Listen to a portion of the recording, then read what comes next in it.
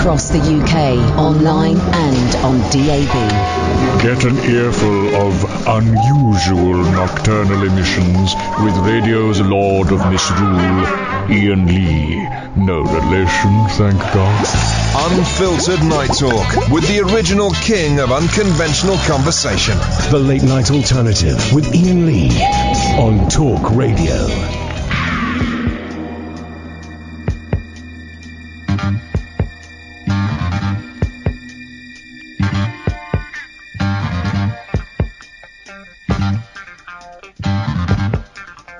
He sure knows how to fight for his defense. In starting all his limbs are tense. Power glistens in his eyes, he strikes terror with his cries. He's the king of kung fu. King of kung fu. King of kung fu. Let him show what he can do. He's the king of kung fu. King of kung fu. King of kung fu. Let him show what he can do. He uses every human capability with a fingertip sensitivity.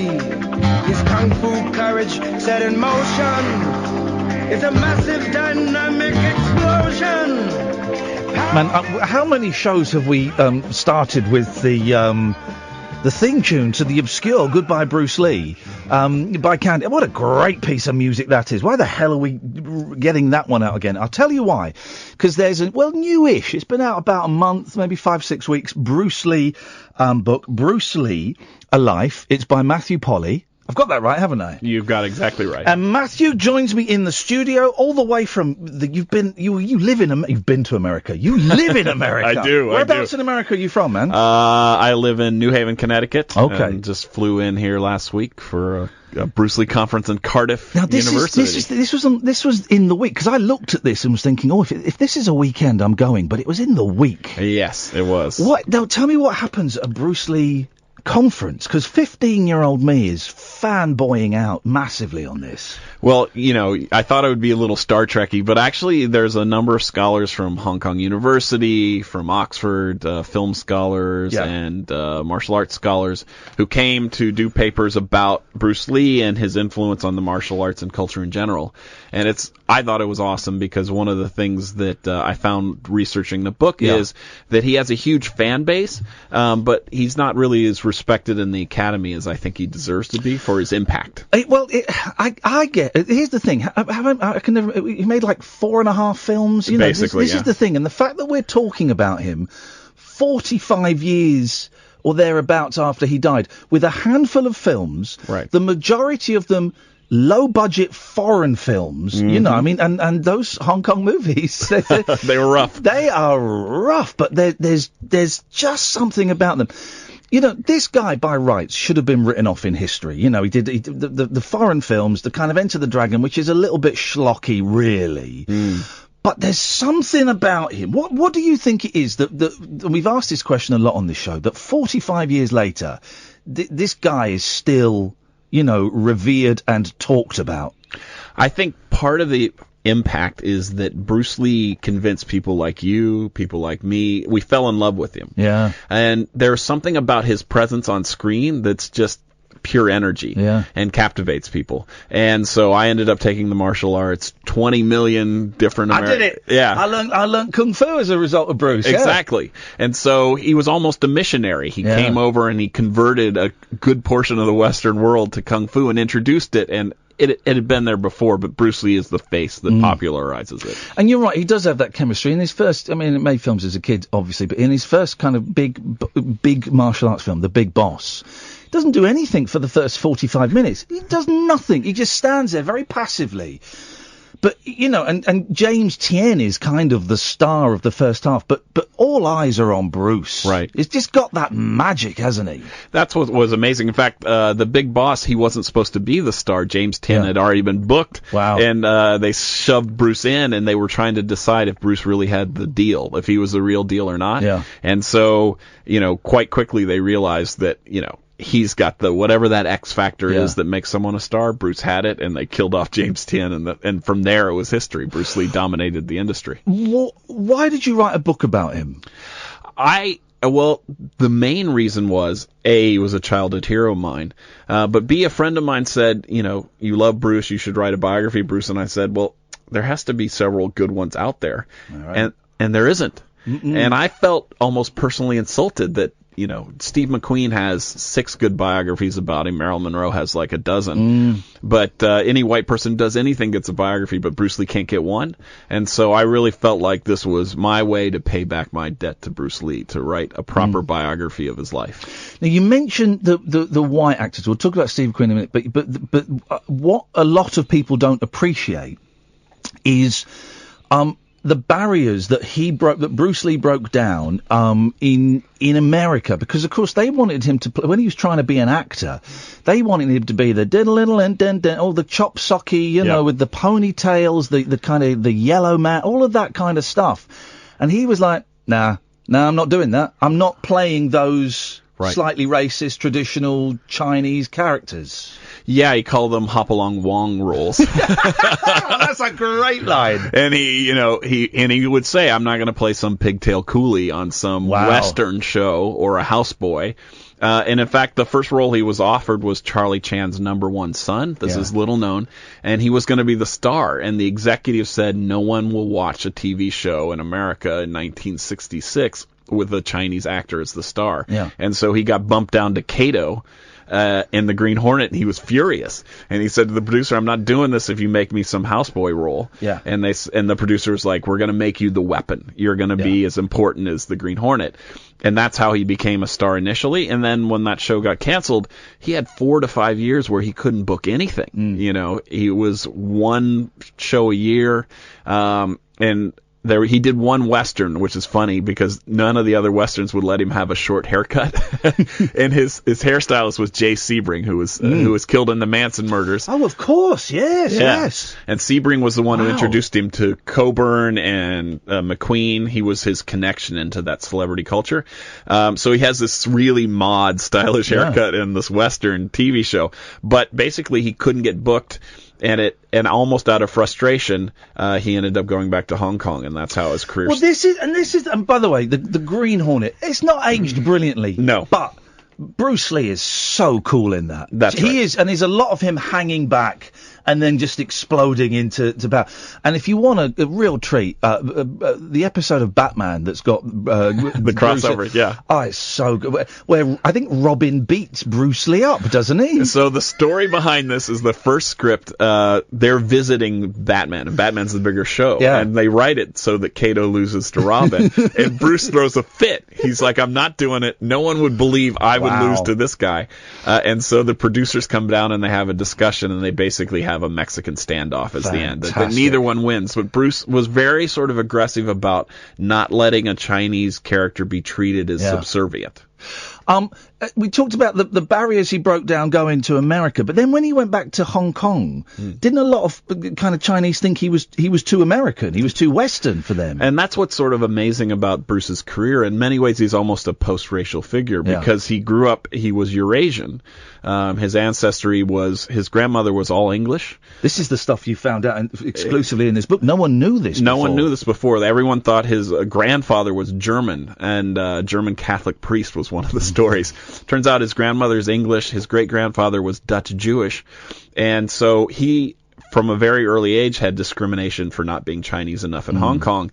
Then he gets discriminated in America for not being white. Then he goes back to Hong Kong, and they say he's too westernized. In fact, there was a huge scandal that occurred because he grew out a full beard, and most Chinese men can't grow out a full beard. And so when he did that, they criticized him for not respecting elders and tradition. And so he faced a lot of sort of criticism. And I think that's why once he was asked, do you think of yourself as Chinese or North American? And he said, I like to think of myself as human because under heaven we're all from the same family. What a message. And that we were saying something very similar on this show the other day, with Brexit and the World Cup and all this stuff that I couldn't really care less about. We're human beings, man. Once we realised that. What was his connection with the Kung Fu television series. We went to David Carradine. Was he supposed to be doing that? So I researched the whole thing. One of the myths is that he wrote it. He didn't actually write the script. He had a different project called The Warrior, which apparently is going to be on Cinemax American TV next year. Wowzers. Okay. Based on his original treatment. Wow. But he went in to audition for the part, and I talked to the TV executive at Warner Brothers who auditioned him, and he said, this guy Tom Coon, and Bruce Lee kicks open the door, comes in with his nunchaku, and starts whirling it around the guy's face. And Tom Coon is like, slow down. Wow. So Bruce slows down and is talking to him. And Coon's impression was he had great energy, he was really passionate, tremendous charisma, but he felt his accent was too thick. Right, okay. Which is a weird thing to say, because when I hear Bruce speak, I hear a slight accent, but nothing too thick. Yeah. And I think what it was, though, is that deep in their subconscious they knew they didn't want to cast a Chinese guy in the part. Right, okay. And so they did George Takei. They went through all the actors and Asian actors in Hollywood, and they went, nope. And then they got to the white actors, and they said yes. Yeah, America. Saying America wasn't ready for a Chinese lead then, I can't think of that many series from recent time where you've had a Chinese lead. There's a couple, possibly. Yeah, just very recently, Fresh Off the Boat is one of the first comedies to have it, and then Filthy Rich Asians is this new movie that's going to come out, which will be, most of the parts will be Chinese. Kung Fu was a breakthrough, and then after that, because there were a lot of Chinese parts underneath David Carradine. But they were all with the pointy hats. Yes. And the bowing and getting beaten up by the cowboys, and then David Carradine comes and does saves his them. The white guy saves the Chinese guys. Exactly. Of course he does. And I think part of the reason why, your very first question, why Bruce Lee still stays with us is because not only is he the first to star in a Hollywood movie, but he's almost pretty much the only one. I mean, we only have Jackie Chan, and 45 years later, you can't think of another romantic, heroic lead as an Asian actor. And you mentioned Jackie Chan. Jackie Chan's accent I struggle with in a lot of movies. Some movies it's clearer than others, but a lot of movies I struggle with his accent when he's speaking English. That's right. And one of the great advantages Bruce had is he grew up wealthy, and so he went to schools where English was the language being taught. Right.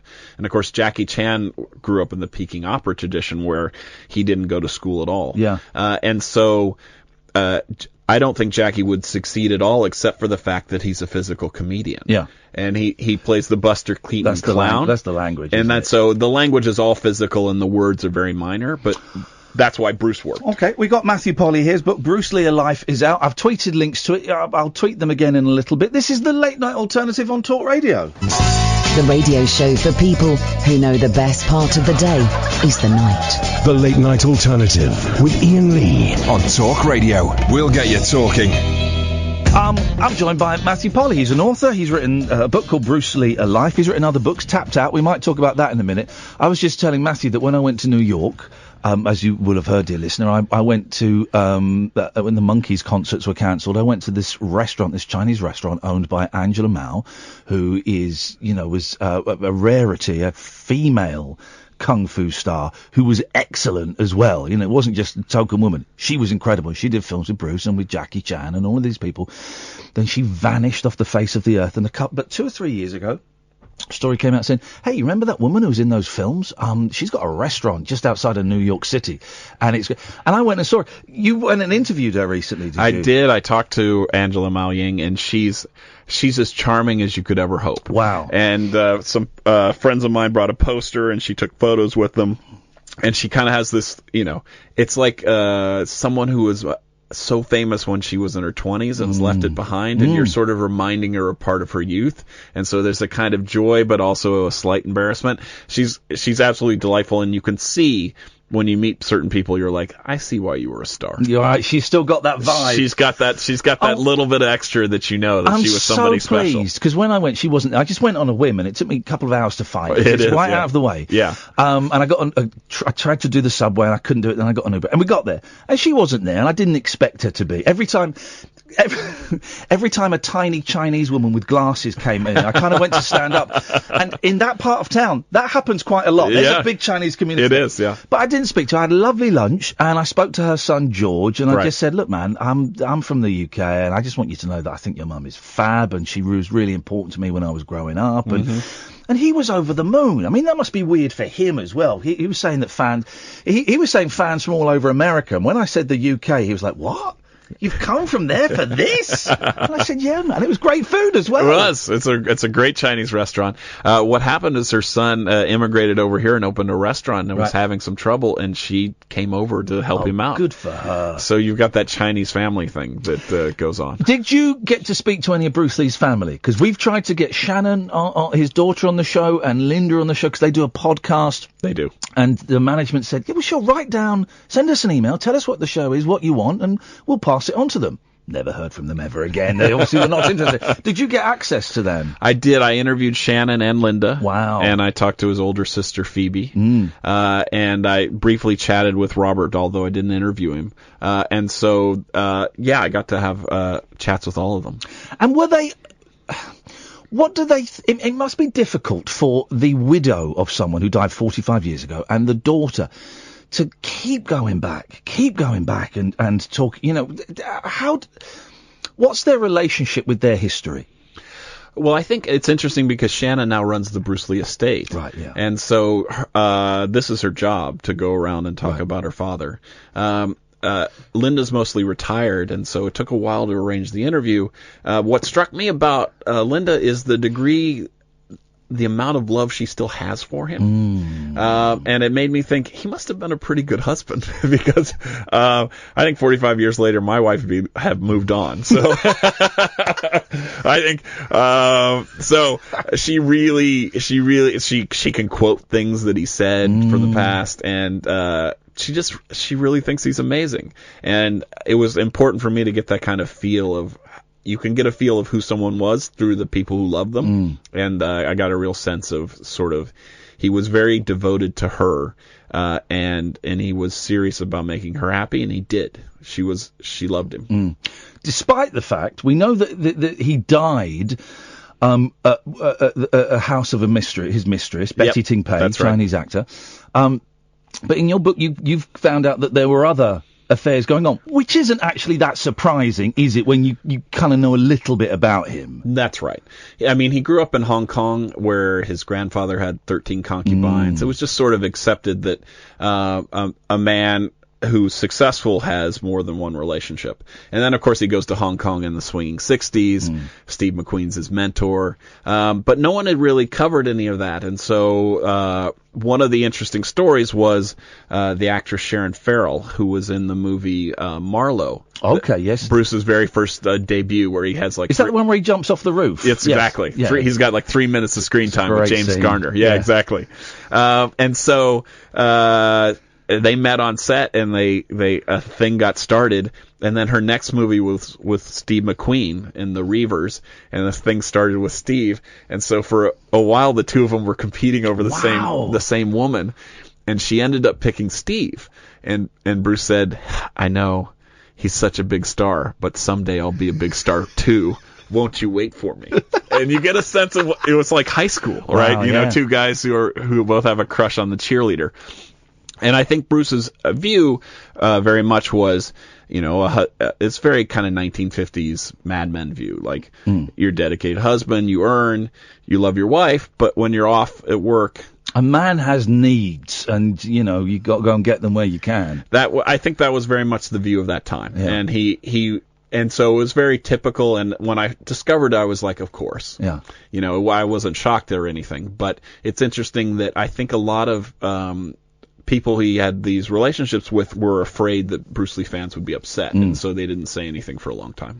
He was very hip and very exotic when he moved to the States. And you mentioned Steve McQueen and James Coburn, because he set up a martial arts school. Again, the Chinese furious that he was sharing this stuff with Westerners, this great Chinese secret. How did he get in with Steve McQueen and Coburn? Because they were big stars then. They were huge stars, and that's one of the amazing things about Bruce is he had so much like interpersonal charisma that he could go and charm the biggest box office stars on earth and have them want to learn from him. His access was through Jay Sebring, right, the hairdresser, who died in the Manson murders, and Sebring, they were all his clients, and he started to teach Sebring. Sebring started to brag about him to his clients, and one by one he picked them up. And so during this period where he couldn't get any parts, the way he kept the rent going was by teaching Coburn for like $150 an hour in 1960. So it was like $800 an hour it was to train with Bruce. And he tried, he used those relationships to try to advance his career. Yeah. Did you speak to Coburn? Coburn had passed. Oh, when did he, hang on a minute, James Coburn's dead? What the hell? When did James Coburn die? I think it was a while ago. No! Yes, I You're think so. joking! I know. Matthew! I could be wrong. Someone can call in and tell me I'm wrong. Someone, Catherine, can we gotta find out? Google that one. First of all, is James Coburn dead, or was he just ignoring Matthew's calls? That could be. He's dead to me. And if he ignored your calls, he's dead to me. And when he died, because this is a huge... I was only thinking about him the other day, thinking, you don't hear much from James Coburn these days. You may have cleared up that mystery. That could be... Kath's about to type up... Well, hang on a minute. He's definitely dead. Yeah. What year did he die, Catherine? No! 2002? No one told me. You weren't at the funeral. You didn't get invited. We've got to end this show. I can't carry on. Or there's a lone note. It's funny you mentioned the funeral, because we've talked about the Bruce Lee clones on this show. Yes. And there's a brilliant podcast, The Clones Cast, which is a great listen, and how... in the wake of Bruce Lee's death, Hong Kong went, hang on a minute, we're losing loads of money. Oh, let's just get people who look a little bit like them, call them Bruce something, and put them in a film. And there were literally hundreds of these, and Bruce Lee and Bruce Ler and Dragon Lee and all these people. Yep. They tried it with Jackie Chan for a while. They tried to make him Bruce Lee for a while. And in so many of those films, even in The Game of Death, I was always surprised as a kid. There's actual footage of Bruce Lee's funeral and Bruce Lee's corpse in his open-top coffin. How the hell? How does that pop up in so many films? And boy, oh boy, that's dark. Putting it in The Game of Death, a film about him that he died making. Yeah. How did they get the clearance for that? So, one of the people I interviewed for the book was Raymond Chow, who was his boss. Yeah. One of the last interviews he ever did. And, he knew, I think he knew inherently that he was in trouble when Bruce died. The golden goose was gone. Yeah. And so he was going to milk that for all he had. And so they sent a camera crew to the funeral and also the funeral in Seattle. And there's video of Linda on the plane flying from Hong Kong to Seattle with the coffin in the cargo hold. And he put, because he had this footage of the funeral, they just stuck it into Game of Death. And, everybody who loves Bruce Lee, that moment, and when you see that, is like, just makes you cringe.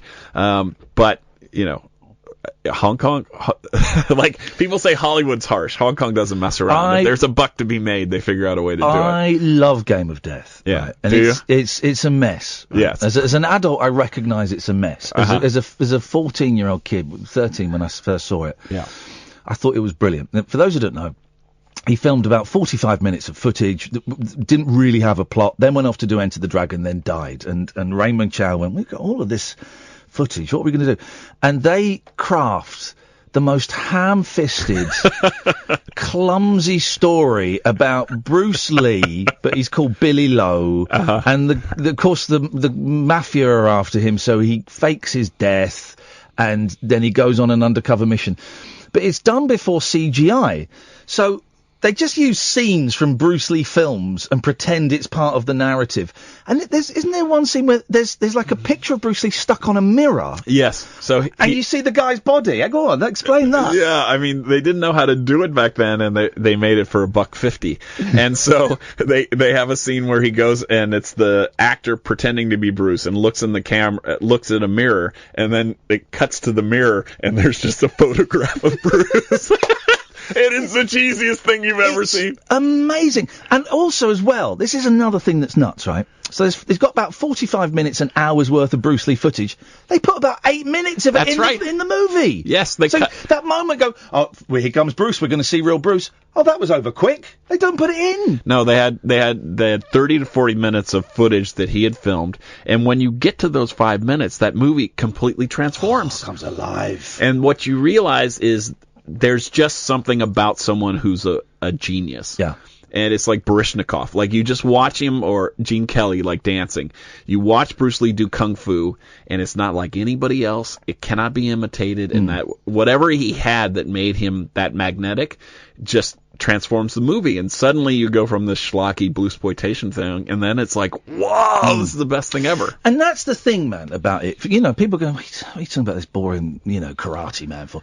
Because it's not, it's dance. You mentioned Gene Kelly. It's dance. What he is doing at his best, and there's a couple of fight scenes that are a little bit ropey, but at his best, some of the scenes in Enter the Dragon, the uncut scene with Kareem Abdul-Jabbar, the 7-foot-tall basketball player, some of the scenes in Fist of Fury. God, I'm salivating. It's dance. It's beautiful performance, isn't it? And so the two things I think why he's so interesting still is because, one, many people don't know, you do, but he was the Hong Kong Cha-Cha champion. Cha-Cha champion, of course. That's right. And so he also was the expert in the jive, the boogie woogie, the Lindy Hop, like whatever fashionable dance was occurring his teenage years, he became an expert at. He came to America, and his girlfriend at the time in college before Linda, Amy Sambo, said he would study how African Americans danced and walked and incorporate that into his move. And so he has the kind of rapper swagger as well, but he cut his teeth as a choreographer. Yeah. And I think the thing he was clearly most advanced at the time of his death was choreographing these fight scenes so that they had a rhythm and a flow and the pauses. So the whole thing is beautiful in and of itself, beyond just the technical skill of the strikes and the kicks. And also, when it's a Chinese crew filming it, it's better. There's some great scenes in Enter the Dragon, but the fight's a little bit clumsily shot. When you got the Chinese camera operator, director of photography, and the director who know what it's all about, the whole thing just comes alive. Couple more quick questions, and then I'm going to send you on your way. Is there any, this is the question every Bruce Lee fan wants to know, is there any other footage out there that we've never seen? We're all waiting for that great lost fight scene to come up. Is there anything? So, fans got their hopes up in the 90s when Bay Logan, who you've had on, found the full Game of Death, which was about 60 minutes of material. And then, of course, the Pierre Burton interview was found by John Little. And since then, there's been nothing. From what I've heard, if it existed, no one knows where it's at. Right. And I certainly asked all around, and no one's hiding it. Let me put it that way. So it might be in a box somewhere on Hammer Hill Road in Hong Kong, but as far as we know, there's nothing out there. Okay, now listen, you don't just sit around and write books and go and interview people. You kind of get dirty and sweaty for your books. And I was reading up about you this week. Tapped Out. Yeah. This is where you... Now, we're a similar age. We're sort of late 40s? Yep, late 40s, yeah. And, with no disrespect, you don't look the fittest guy. Not anymore. But you went and did mixed martial arts. Sure. Are you nuts? I know. That stuff is proper dangerous. Yes. So my very first book, I studied at the Shaolin Temple in China. I studied Kung Fu with the monks. Wow. And that was when I was 19 or 20, and I was still fit. Yeah. And then when I was about 35, I was looking for another book project, and they're like, well, you wrote this once. Why don't you try it again? And I was like, mate, I got a gut now. I'm not going out there. Yeah. And they're like, no, you should. It'll be funny. A middle-aged guy trying to learn mixed martial arts. Middle-aged guy getting the shit kicked out of him. That's going to be a laugh. So I was at, Extreme Couture. Actually, Randy Couture's son, Ryan, was my training partner and just knocked the tar out of me. And by the time it was over, I had a cracked rib and a broken nose. Like, my nose is permanently crooked. And so when they said, what book do you want to do next? I was like, one where I don't get punched in the face. So half the reason I did Bruce Lee was because, I could just sit there and read the books and talk to people. But yeah, I did got in the ring, and I think it helped to understand sort of where Bruce was coming from. What is it? Is it the Long Island tournament, with the thing where he's doing the 1-inch punch demonstration. Yeah. That go and find it on YouTube, guys, because it's just out of this world, isn't it? The power of that man. Yes, he found a way to sort of be able to like make his body relax and then drive all his force into a single point at just the right instant, and he could knock men who were 8 inches taller and 100 pounds heavier back like 8-10 feet. It's quite remarkable. It's incredible. Yeah. I tried to learn how to do it. I can't do it at all. I had a book on it when I was 12. Like James DeMille? Yeah. I'm in my bedroom practicing the 1-inch punch. Getting nowhere. I was 12. Okay, final question, then we're going to let you go, Matthew. How did he die? No. Was it the vibrating palm? It was Dimmock. There is this the death touch. There are so many theories, right, about Bruce Lee dying. One was that he's not dead and he went into hiding for 20 years or something. Right. One that was a drugs overdose. And the one is Dimmock, the vibrating hand, where someone comes up to you in the street and sort of just gently taps you at a certain part of your body, and that will kill you like 2 weeks later or something. And it's even better. It's when it's totally in the control of the person doing it. Wow, I love this. And so, it was that killed him, right? Yeah, Surely. Of course. Or ninjas. I'm not sure. But I tell you, I actually do come up with a new theory in the book. Okay, don't tell us that. Don't tell us. I won't ruin it. You have to read the book. Leave that as the great mystery. But you're saying it's not the vibrating death touch. If I had to bet, I'd bet against that. You're controversial, man. I know. Who knew we were going to fall out? Matthew Polly, Bruce Lee Alive. The websites and Twitter and things, if people want to get in touch with you, where should they go? Matthew E. Polly at Twitter, and also mattpolly.com is my website if you want to find more about the book. Brilliant. When are you going back to the States? I'm going back in 2 days. Okay. Well, enjoy the weather. I'm going to go see the Trump diaper balloon. Can you take Trump back with you? I mean, God knows what he's. I'm here doing advance work for Trump, didn't I tell you? He was. I mean, I don't really care either way. Yeah, but sure. He's out there with our Queen, and he's walking in front of the Queen. No one walks in front of the Queen. Off with his head, is what I say. Matthew, it's so nice to meet you, brother. Thank you very much. Best of luck with the book. Let's play the adverts. This is the Late Night Alternative on Talk Radio. The Late Night Alternative with Iain Lee. On air and off the leash. On Talk Radio. 03444991000. Matthew Polly, Polly. The book is called Bruce Lee Alive. And it looks like at last there is a decent Bruce Lee biography. Thank you, everyone indulging me. I know not everyone is as obsessed with martial arts films as I am, but we want to make this show celebratory. And when someone does something, good, we want to celebrate it.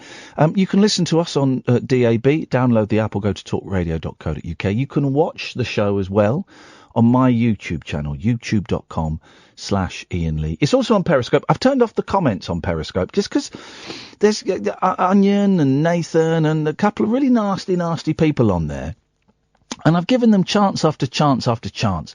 So we won't be having any more comments on the Periscope page. Sorry about that, guys.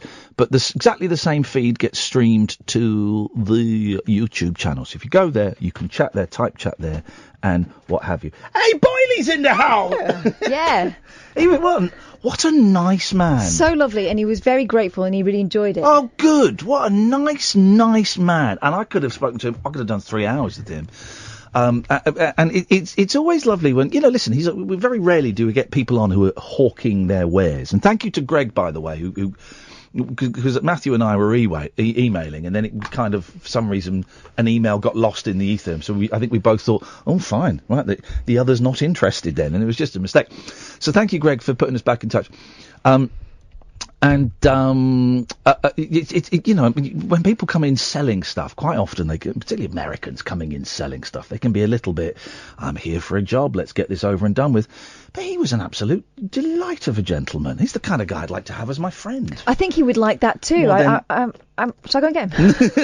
That's what's going to happen. Shall we dive into the calls? Yeah, let's. Let's go to Nigel in Maidstone. Good evening, Nigel. Good evening, Iain. Good evening, Nigel. I'm sorry I'm a bit tired, but I had to cycle to see my mum today. Did you? Hasn't it been hot? It's been hot. It's been humid today, and there was a little bit of thunder earlier on. Oh, we didn't get any here in Tunbridge Wells. I was today. Okay, we were in London today. Wells. Have you been to Tunbridge Wells? I think I have been to Tunbridge Wells at some point in my life. I couldn't tell you what was there. I think there's a Boots. Expensive place. Yes. I mean, I had ice cream on the Pentiles, which was lovely. You put ice cream on your what? £3.50 for ice cream on the Pentiles. It's just that, you know. Why don't you have it on a cone? You've heard of the Pentiles, haven't you? No, mate. Oh. Well, I don't know what they are, but they used to get water out the ground in that place. Well, here's the thing. I dream of being able to buy an ice cream for £3.50. I live in Windsor. That's so it's more expensive up there. It's more expensive. Although saying that, guys, I will not. Well, I live in Slough actually, but in 2 weeks' time, expensive price. Exactly. In 2 weeks' time, I'm getting the keys to my new house.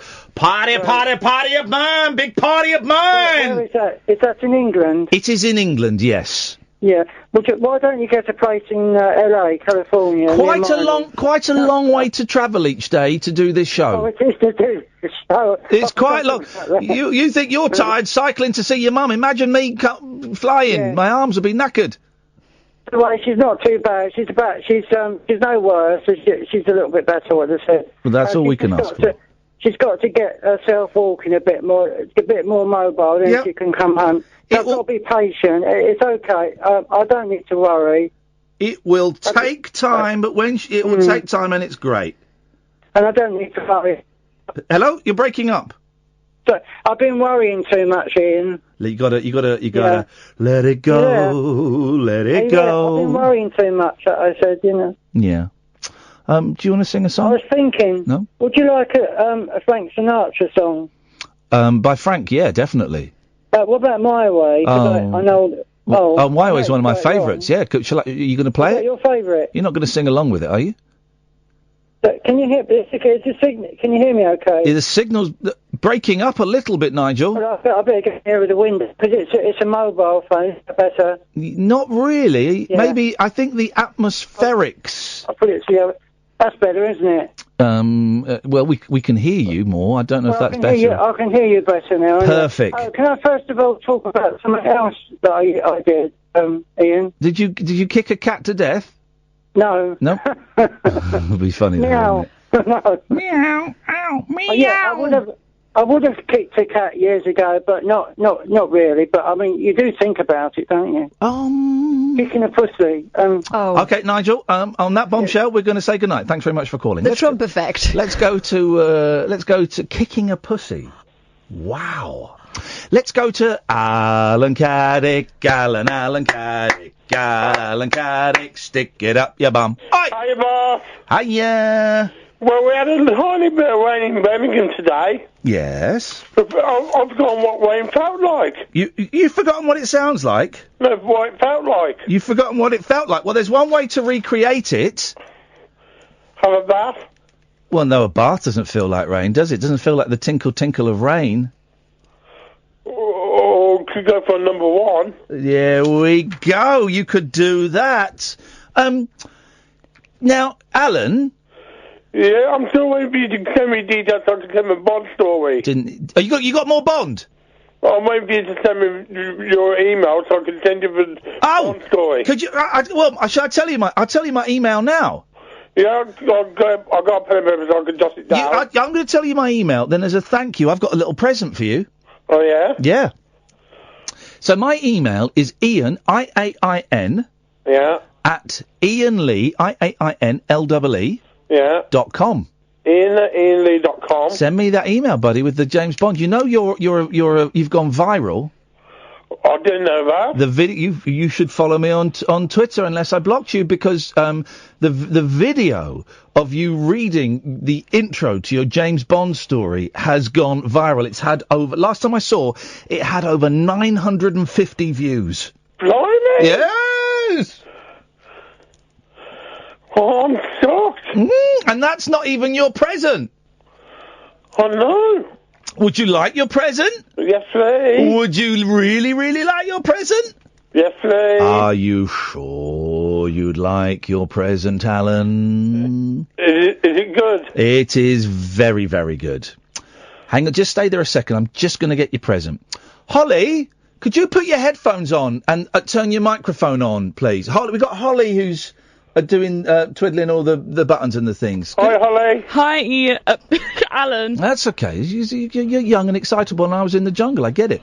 Now, I hope I'm not in any way betraying any confidence. Am I allowed to say what's happened to you? Oh, of course you can. We're very open here. Holly was dumped by her boyfriend today or yesterday? Oh, no. Last night. What a shit. I'm sorry to hear that. Oh, and his name was Ian as well. I don't know if I should be saying that, but... Holly, you said you could... But I bet he spelt it wrong, didn't he? No, he spelled it like you. Oh, yeah. Wrong and then. Yeah, well, so you button it, right. Well, Holly, listen, we like to treat everybody on this show as equals. And so I would do this, what I'm doing, if Kath's family fell apart, you know, due to a train wreck or something, I would do the same thing I'm about to do for you. Mm-hmm. Alan? Yeah? Here's your present, it's Holly. You say hello to her. Hi, Holly. Oh, hi, Alan. How are you? Not bad. You alright? Yeah. Do you know, you're one of my favourite callers on the show. I don't know if I'm allowed to say that, but you are. You always bring a smile to the show. Oh, wait. Did you see the trial? The what, sorry? The trial of Alan Caddick. Oh, yes. I did see a bit of that on Twitter. I think I was asleep, but I did hear that. Well... Tell me how it ended. Because I was found not guilty. Oh, is that why you're calling tonight? Well, he tried to ban me for 10 years. 10 years? Hope you told him no. That's if I was found guilty. Oh, Alan. What have you been up to today, Alan? Well, I've been looking after my mum and dad. Oh, they're alright? Yeah, they've not been too well recently. Oh, could I maybe come around for a cup of tea? A biscuit? If you can get to Birmingham. Yeah, I'll get the train up. I mean, what's the time now? It's 10. I can finish at 1. Sleep in the station. Be to you by 10 a.m. tomorrow morning, back in London for my evening shift. Who are you on with tomorrow night? Oh, tomorrow night I've got the badass women, Michael Graham. Mikey Graham? Michael Graham live from America, that one. Not with Mike Graham, that's on in the mornings. No, different one. Tune in tomorrow, 10 o'clock. I have to tune in on my DAB radio or online or on the app. Oh, Alan, thank you. You've made me smile. Yeah, definitely. I think you've made Alan... Alan, haven't you got a girlfriend? Oh, Alan! She's more video call, mate. Oh, so that's not cheating then? It's not cheating. No, different postcodes, not cheating. What happens in the video calls, Alan? Well, there's a 6-hour time delay. Oh, stop it. Yeah? There's 6-hour time delay. Well, that won't ever last. Holly's on the same time stream as you. In London, Alan. Well, if Holly wants to send me on London, I can come down. Sorry? If Holly wants to send me on London, I can come down. Sorry about that, Alan. We've got to go now, so we'll move on there. No, everyone coming down. You took that too far, young lady. Too far. How dare you? Inviting Alan Caddick down to the studio. That was sexy harassment. Hey, guys, listen. You know Superman's in trouble for saying he doesn't want to ask out any women in case he's accused of rape. Right, okay. Well, two things. First of all, the way you don't get accused of rape is don't rape women. And secondly, we're showing that actually being slightly sexually inappropriate can still be fun. It can still be fun. Hashtag us too. That's what we're here. Well done. Brackets, hashtag not me. Speaking of sexual harassers, and for those who may wonder what I'm talking about, I'm David Babcock and I got my willy stuck in a hoover. And that's true, isn't it, David? Yeah, never mind that. I haven't got a girlfriend. Sorry? I've not got a girlfriend. You don't count Henrietta Hoover. Stop it, you. Oh, all right. Now, David Babcock, and I've just seen what it says on the screen. So apparently we might get Chuck Winkle a bit later on. Oh, good. He was supposed to come on just now, but I went. But David Babcock sneaked in. I went to the wrong line, so I'm sorry about that. I'm sorry. We'll go to Chuck as soon as we can. I went to the wrong line, Chuck. So you stay there. Maybe we'll come to you after 11. So, all right. But David's on the line now. It's me. What you're now? So I was speaking to my friend Watco today. Oh yeah. And I phoned up Watco, and Watco said he was standing in a field. This is absolutely true, right? Before I saw you at Costa, right? What? I said, I'm standing in a field. You'll never guess who I'm looking at. I said, who? He said, I'm looking at David Babcock. I went, no, you're not. And he went, here, have the... And he handed the phone over, and it was David Babcock in a field. What's going on in the fields of wheat? It's not none of your business, really. Oh, he's a bit punchy tonight, isn't he? He is, isn't he? Scrappy. David, are you calling in because someone a couple of days ago said they thought it was the guy who used to be a copper. He got the sack from that for being inappropriate, and he's now training to beat up prisoners. He said that he thought you were fake. You were a character. Right. Who's saying this? Raymond's not a character. Sorry, Raymond Maltatalik. Raymond's not a character. Oh. What is he saying? I don't know. There was a on the end of it. So you're not playing with the hoover again, are you? No. I've eaten some corn on my cob, and it's a bit dodgy. Okay, right. It's giving me the retches. Okay. So what are you saying? Just try and speak a little bit more calmly. Right. Oh, David! No, that's not me. David, turn that off! Not David! That is a sound effect, and you know it. David! Not hoovering on my numbers. Turn it off, thank you. For goodness sakes, man. Right. Jeez. I'm sick of that, and I'm sick of people saying that I'm a character. How do I prove that I'm not a character? Maybe I take Georgia out on a date. Maybe what? I take the lady who was just talking out on a date. Well, what do you think her name was? His step one.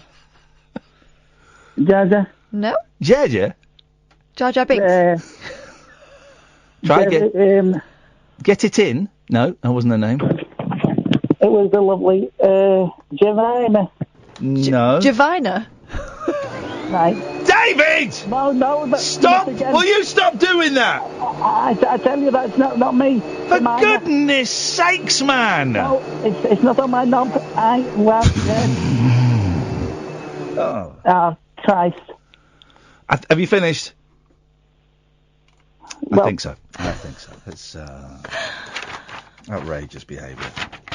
Outrageous. We took things a little bit too far. Hey, Richard Bacon's very poorly. Yeah. I saw he was on a plane coming to Britain. He lives in New York.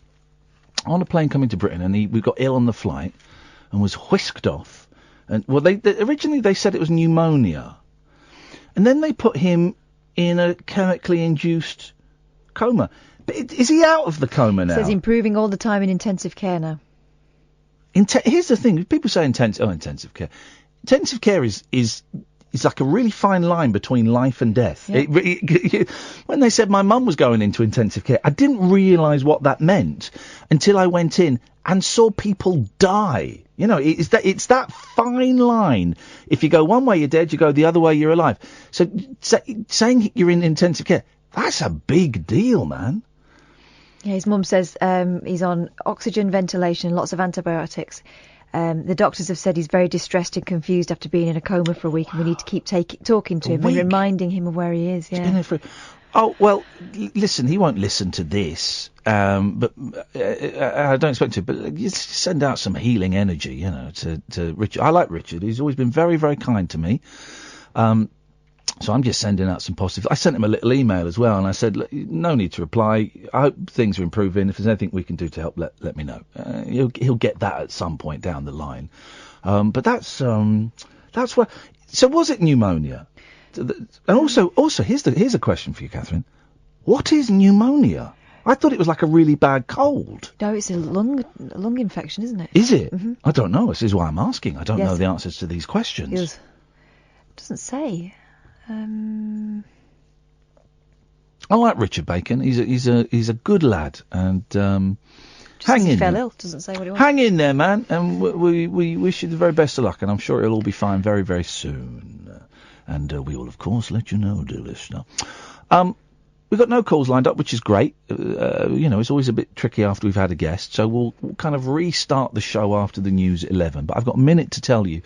There are podcasts aplenty out there at the moment. There is, of course, the best of this show every single day.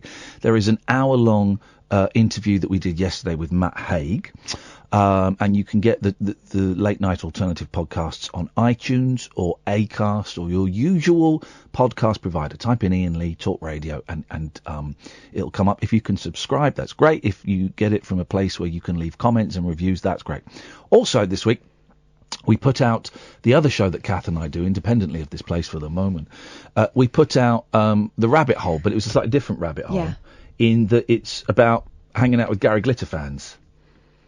Were you going to say something? No, it was something that we were planning to make into a series of films about kind of niche hobbies. Well, no. People who are absolutely, devoted to certain things that other people don't understand. And so we've done one on cosplay that we've not put together yet. So we were just testing the water, really. So we put this out. We're very proud of it. Is it pre-recorded news? I got to a little because I'm going to be a little bit late on it, is what I'm saying. If it was live news, I'd have had to end it there. But it's pre-recorded. I got a little bit of leeway. Take your time now. Relax. So it's me hanging out with Gary Glitter fans and asking them why they are how they can still be fans after, he's been sentenced to prison a couple of times for child rape. And some of the answers are really interesting. Some of the answers are really, really annoying and really upsetting. And I think you'll find it interesting. We're really proud of it. You can get that again on Acast, on iTunes, your usual podcast provider. Type in Iain Lee or Catherine Boyle, Rabbit Hole, something like that. And there's about 60 of these episodes. They're all quite good fun, but this one's a little bit heavy. This is the Late Night Alternative. 0344 499 1000. I'm Iain Lee and Catherine Boyle. Speak to you after the news. Across the UK, online and on DAB. The wild man of late night radio, Iain Lee. Differently interesting nocturnal emissions from a legend of late night radio. On air and off the leash. The Late Night Alternative with Iain Lee. On Talk Radio. We'll get you talking.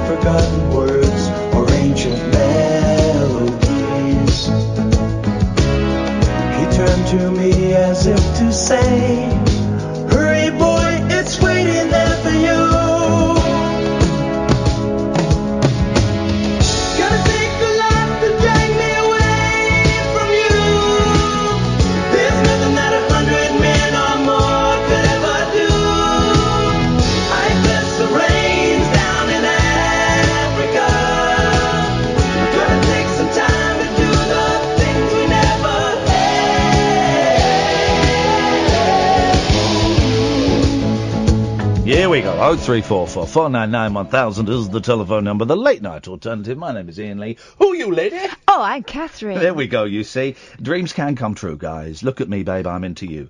You can give us a call about anything. I kind of had some stuff. Oh, this is the thing. And Gavin and Dredge, stay there. We didn't cut you off, Gavin, so get over yourself. But here's the thing, right? So we've got this new thing, the logbook, okay, where we started with Eben, and it's a nice book. Cost me $25 in New York. It's a moleskin. It's a proper one. And we send it out to you, dear listener, and you, your family, your children, your grandparents, your local shopkeeper, whomsoever, fills in each day what we don't do on the show in minute detail, so that what did you just touch your tit for? I didn't. You did. You I just hiked my top up because no, you didn't. I don't want to give everyone over. Before that, you just grabbed your boob. No, I didn't. You saw it, YouTubers. You just grabbed your boob. What was that for? And I'm sorry to be so personal, but I saw you just grab it. Are you touching yourself up in there? I went. I touched my knee. No, your knee is. I'm not going to confuse a knee for a boob. Not a second time. So it's a nice book. And the first person was Eben, and Eben had it for about 4 or 5 days, and he wrote in what happened. And we don't look at it. Catherine and I will not look at it until New Year's Eve, okay? If we're doing a show then. And it came back, and then we sent it to Gerard in Scotland. Silent Gerard. Silent Gerard. So Gerard phoned us up a couple of times, and he said, "Oh, yeah, I'd like the book." If you'd, so we said, "Yeah, no problem." He was the second. So we sent it to him, right? When did we send it to him? Like this time last week. Yeah, sent him a week ago. We've not heard anything back from Gerard. We don't know if he's got it. We don't know if he's dead. We don't know anything. So Gerard, we don't know if his real name is Gerard. I've got a feeling, and this is part of the joy, is the jeopardy. The jeopardy of the whole thing is, will we ever get it back? But I expected that jeopardy to come into place a lot later than the second person. That's what and we don't know. So Gerard, if you're listening, for the love of all that is holy, could you give us a call and just let us know if you've got the book? And if you know Gerard, can you go and throw bricks through his window, please? That's what I'd like. Dredge, do you know Gerard?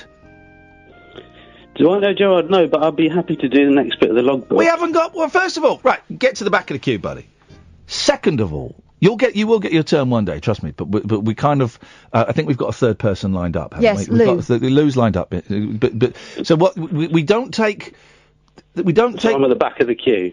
No, you're not. There is no queue. Lou, the queue is Lou, right? It's a queue for the Lou, right?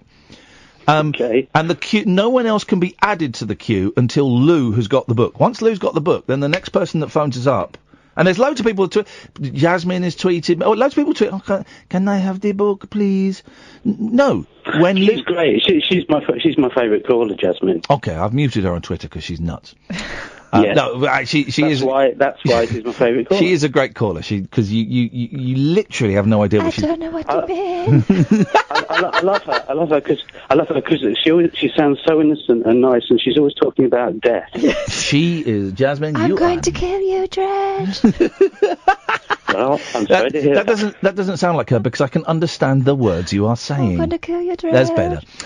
So listen, if we ever get this book back, and I don't want to buy another one but I might have to. $4.99. No, I want it. I want it to be a nice book. I want it to be a thing of beauty, right?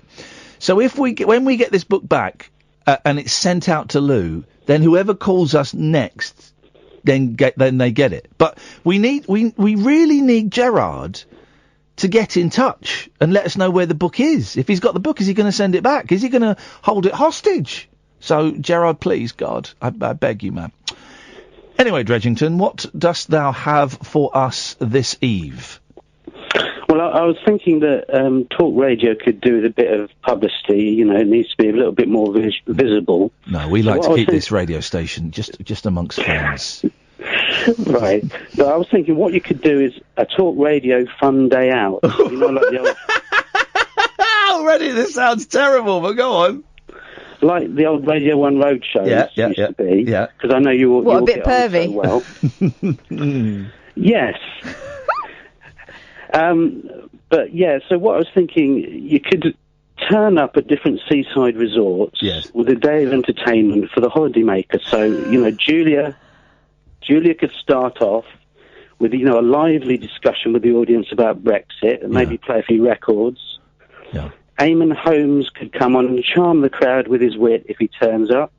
We could have Howard Hughes doing some spooky stories. Because that's all they are. Spooky stories. Spooky stories. Either of the Michael Grahams could come on. Yep. Well, let's put the interesting one on. You could do a few jokes from your comedy stand-up routine. Thank you very much indeed. My mother's the only woman I know, which is a bit sad, really. Thank you. Yes, go on. Oh dear. That's what I used to stand up in clubs in front of people and say those words and expect. No, I think that would be a good day out. James Whale could come on, and I've never heard him, but I'm sure he could do something. Call James Whale Show on TalkSport Radio. Monday, Tuesday, Wednesday, Thursday. Monday, Tuesday, Wednesday, Thursday. Monday, Tuesday. Tuesday, Wednesday, Thursday on medium wave. That was one of his jingles. And then when I was at LBC, we used to have a kid that would phone up and sing that to us. Just a kid. Called James Wales Show on Talkspot Radio. It's a good song. Yeah, so we could get the crowd singing that. All right, fine. Well, it sounds like a lot of fun. Tell you what, you start and we'll join you. If you put it on, if you organise it, Dredge, then I'm up for that, brother. Totally. Okay, well, I'll see what I can do. That means nothing. He's going to do nothing. That's what he means. I'm going to make a balloon of Dredge. Yeah, wearing a nappy on his head. I'm not going through that again. Oh, right. Nice one, Dredge. Thanks, man. See ya. Up you on. Let's go to Gavin. Good evening, Gavin. How's it going, Ian? It's going very well. We didn't cut you off, man. No, you didn't, man. I think the phone just died. Well, okay. Well, then stop telling everyone we cut you off. I didn't tell anybody. Yeah, you did. You told my producer and you told the people in YouTube. No, I didn't, man. Yeah, you did. Yeah, you did. No, I just said the phone. Anyway. Well, I mean, yeah, you did. Anyway, what delight would you like to thrill us with this evening, sir? Well, I'd like to thrill you with the idea that I've got to go to a place called Tottenham Hale on Sunday. Yeah, no, Tottenham Hale, yeah. And I don't know where that is. It's in London. And I'm going to buy a new car. Okay, what? Okay, well, are you going to Tottenham Hale to buy the new car? No, I need to go from Tottenham Hale and walk into Tottenham. Yeah. I don't know anything about it, and I'm really quite nervous of going on my own. Oh, don't be such a pussy. What are you nervous about? Going on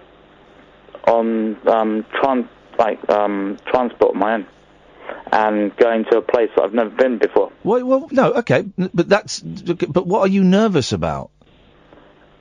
Getting off at the station and meeting somebody that I don't know with a certain amount of money, and I'd really rather not do it on my own. Well, what are you meeting them with money for?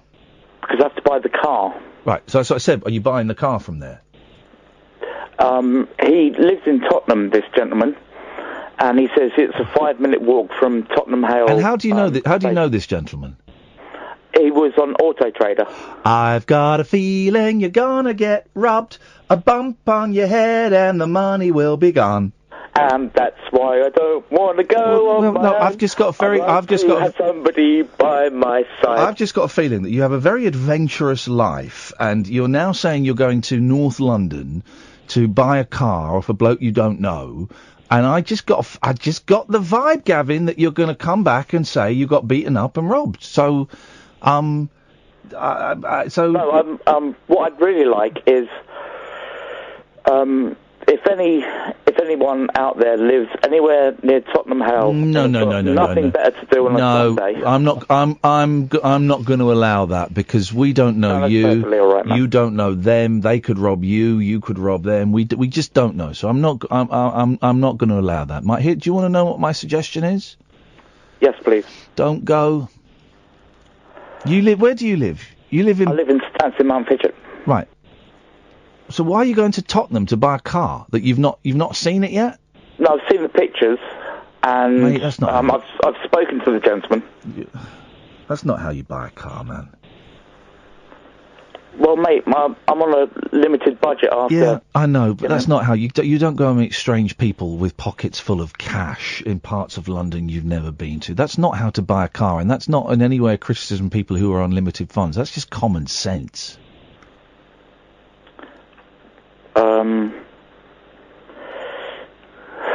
The thing is, you ask for advice from us, and you never listen to the advice from us. No, I think, Ian, maybe it's just a test of my bravery.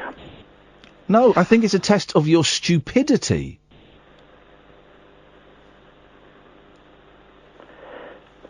No,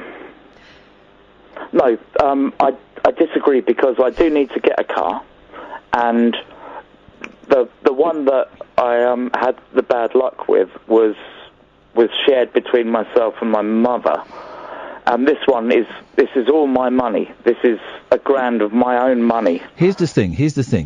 Carrying $1,000 of money in your pocket in London is a stupid thing to do. Stupid. And that's not even me being rude to you. I'm saying a fact. That's a dumb thing to do. Yeah, I believe you. And yet you're still going to do it. Yeah, Wow, I can't wait for the call on Monday about the robbery. I just wish there was somebody to come with me, that's all.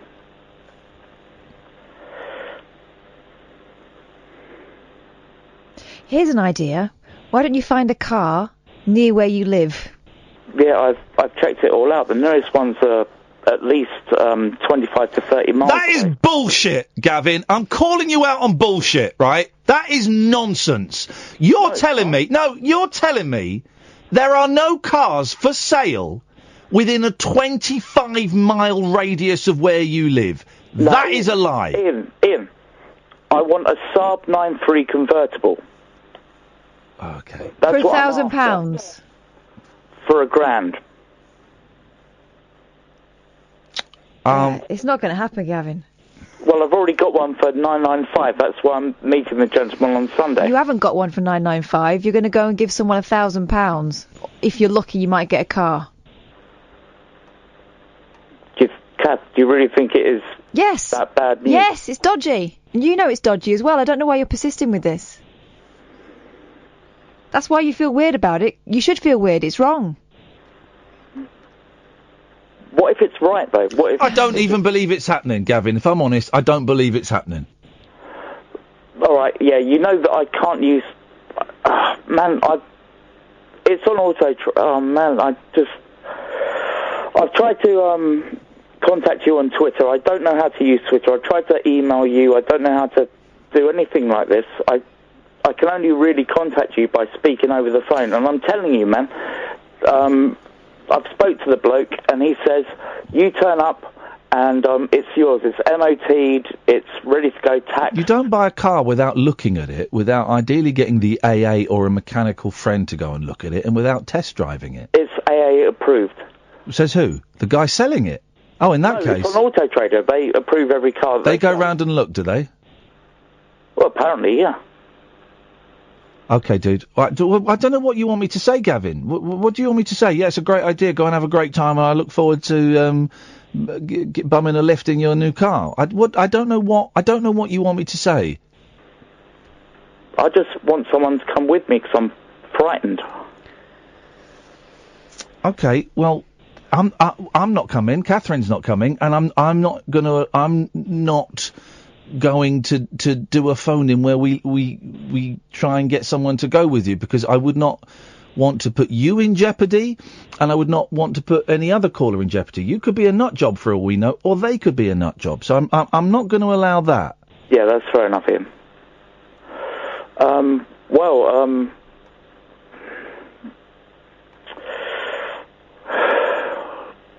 So you're too nervous to go on your... You're not used to sort of public transport. Right, so you're too nervous to go on your own, but you're happy, as Roger points out on Twitter, to meet a complete stranger whilst carrying $1,000 in cash. That doesn't sound like that doesn't sound logical to me. I think the bravery comes from, it's sort of, the adrenaline will be flowing, knowing that I've got that cash in my pocket. I think you're making this story up. I think you're making this story up, man. Why do you think that? It doesn't. None of it sounds true. None of it sounds true. Would you like me to fill you in with some more details? No, you don't have to prove anything to me. It is true. That's great then. If it's true, then that's great. You're setting yourself up. You're putting yourself in a really dangerous situation for no reason. Every time recently I phone you, you think that I'm lying about my life. I haven't said that. I have not said that at all, Gavin. I'm very precise with my words, as you'll know, and that's not what I've said at all. Yeah, I do know, and you say it's not true. No, I haven't. Like Gavin, I'm not going to fall out with you, but I definitely have not said that. No, I apologise. You didn't. You say that you smell some rats. Again, didn't say that. Let's not play this game, right? Where you try and try and guess what I've said, because I know exactly what I've said, and you should have been listening. I know exactly. Because I seem to spend a lot of my time telling you stuff and giving you advice that you just completely ignore. I seem to spend a lot of time telling you about my life that you don't believe. I've not said that, Gavin.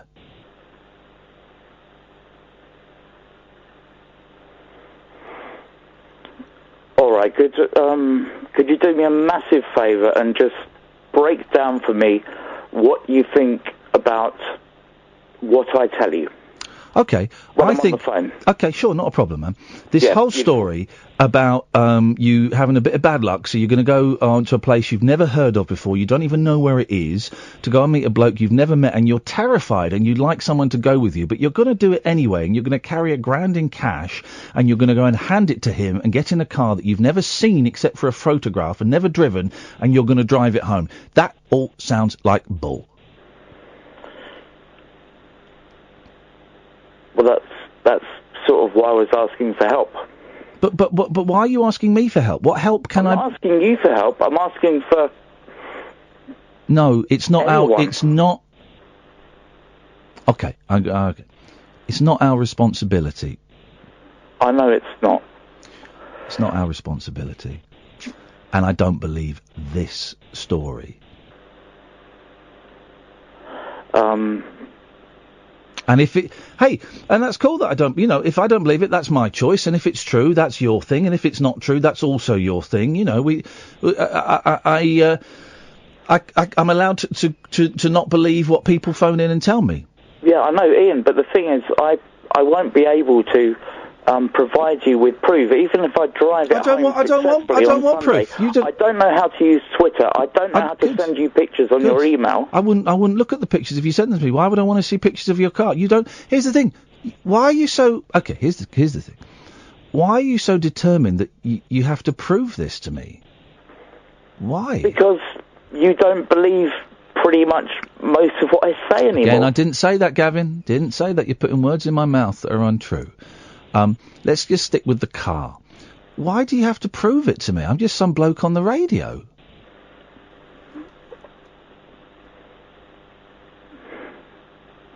All right, fundamentally, you're a good man, and there aren't many good men, or Kath included. No, that's sounding wrong. There's not many good men or women in my life, and we're not friends, Gavin. I didn't say we were. No, but I'm just making sure, because some people don't quite get that, and I just... No, we're not at all friends. No, but I just have You're a sounding board for my emotions. Okay, I don't think that's appropriate.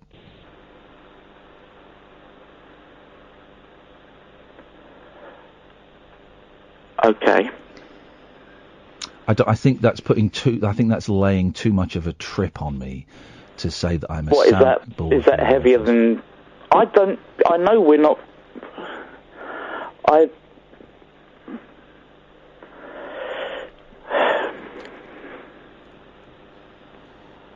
Well, in that case, I really don't know what to say.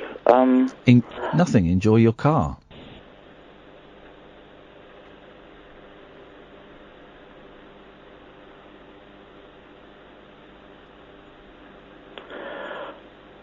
God, I'm getting dogs abuse on YouTube.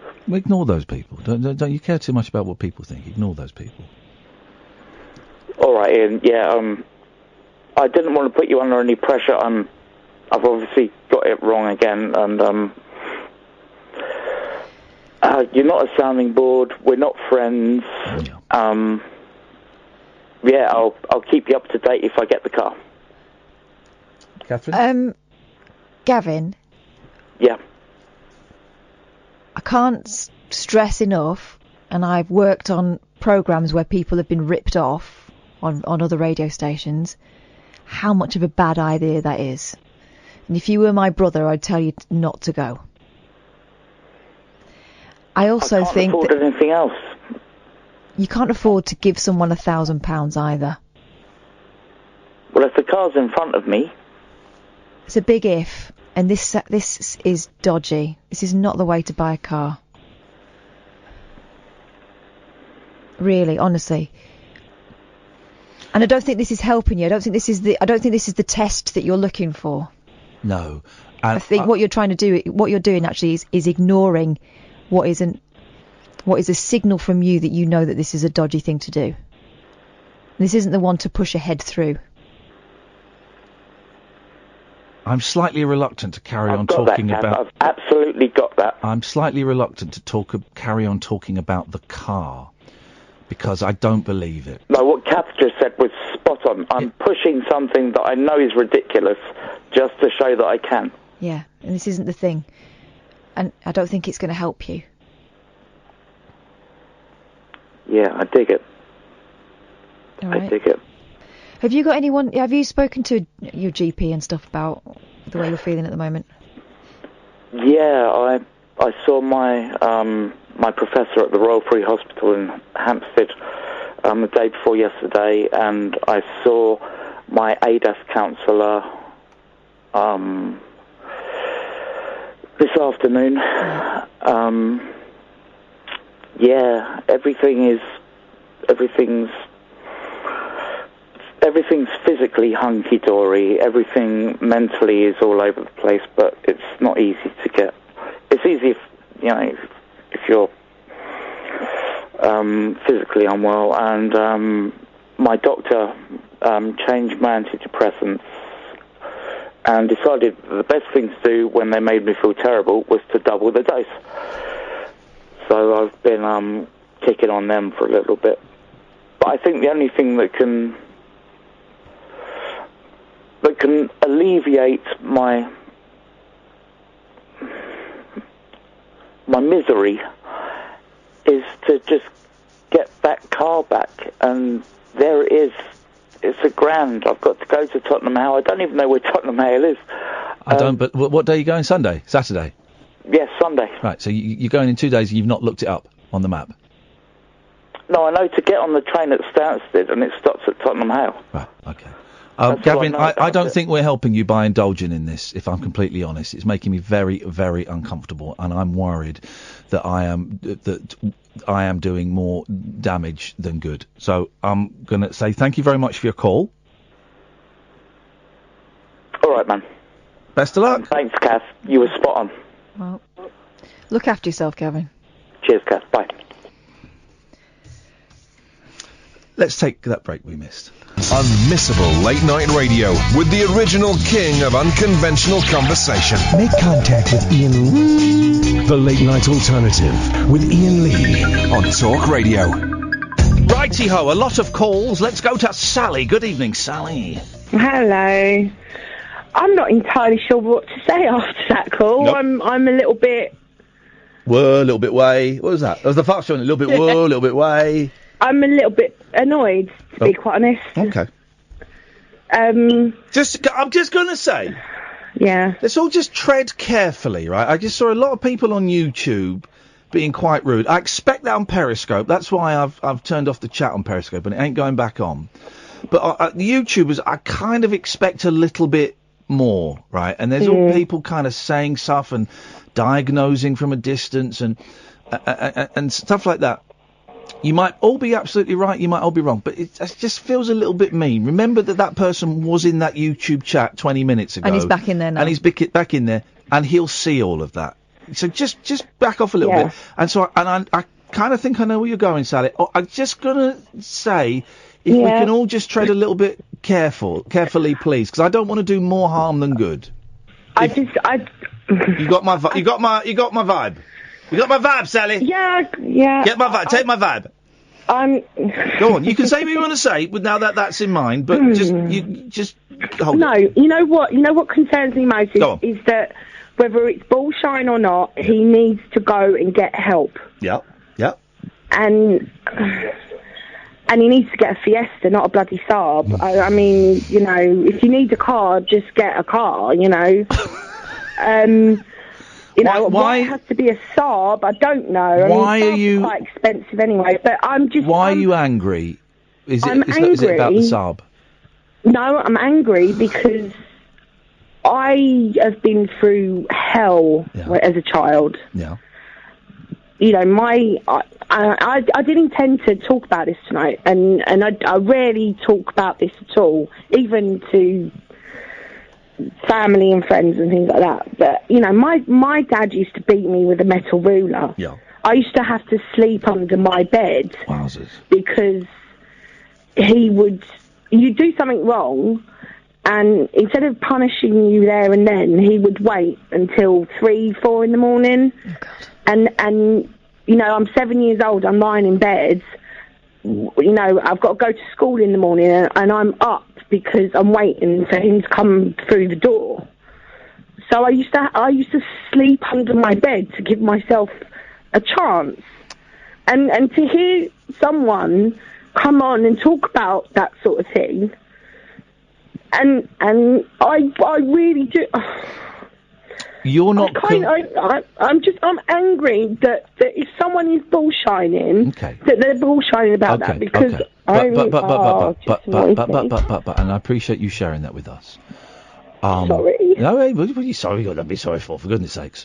I can't even begin to imagine what that must have been like, and I'm so glad that I never, you know, and I'm really sorry that happened to you, and I'm really grateful that you feel you can talk to me and Kath on this level, because that's deep shiz, man.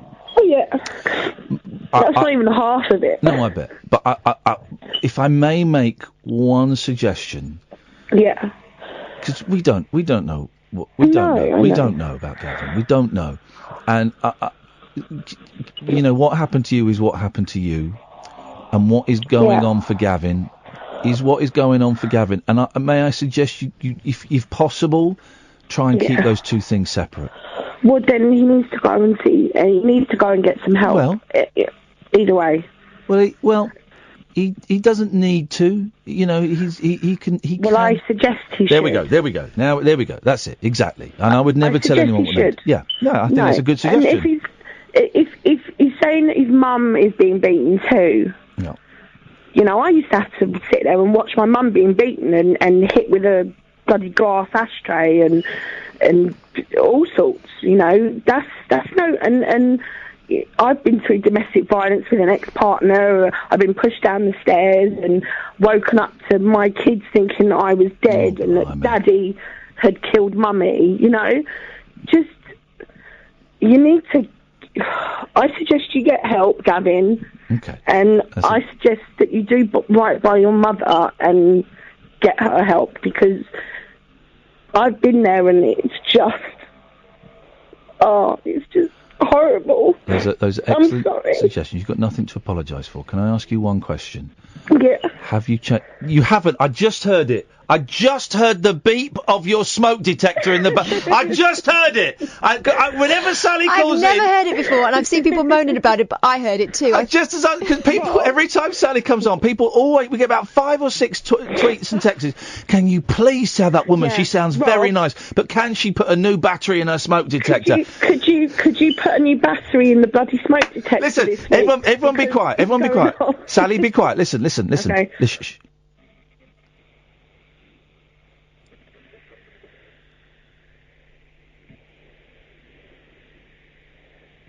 There it is! And apparently for the whole hour she was defending Caddick.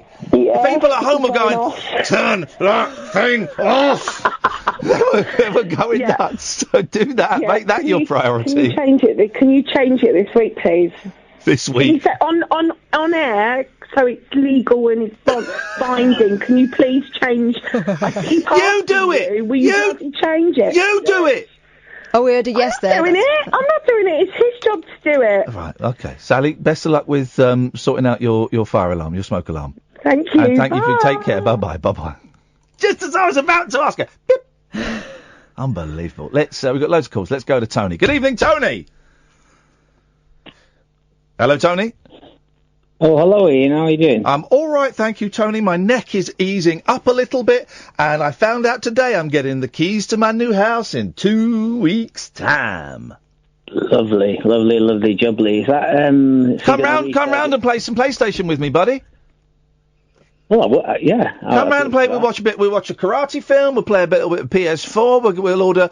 I was going to say we'll cook. Now we're not going to cook. We'll order some Dominoes. Yeah, it'll be great, man. Come round. That sounds perfect. I mean, are you refurbing the house after buying it off this old lady, or are you just? I'm just gonna trash it. I'm gonna trash it. Gonna spray paint the walls. I'm gonna leave my scent in the corner of every room, solids and liquids. I am gonna destroy this place. Bit like a male dog male puppy that needs. Yeah. I'm a male dog.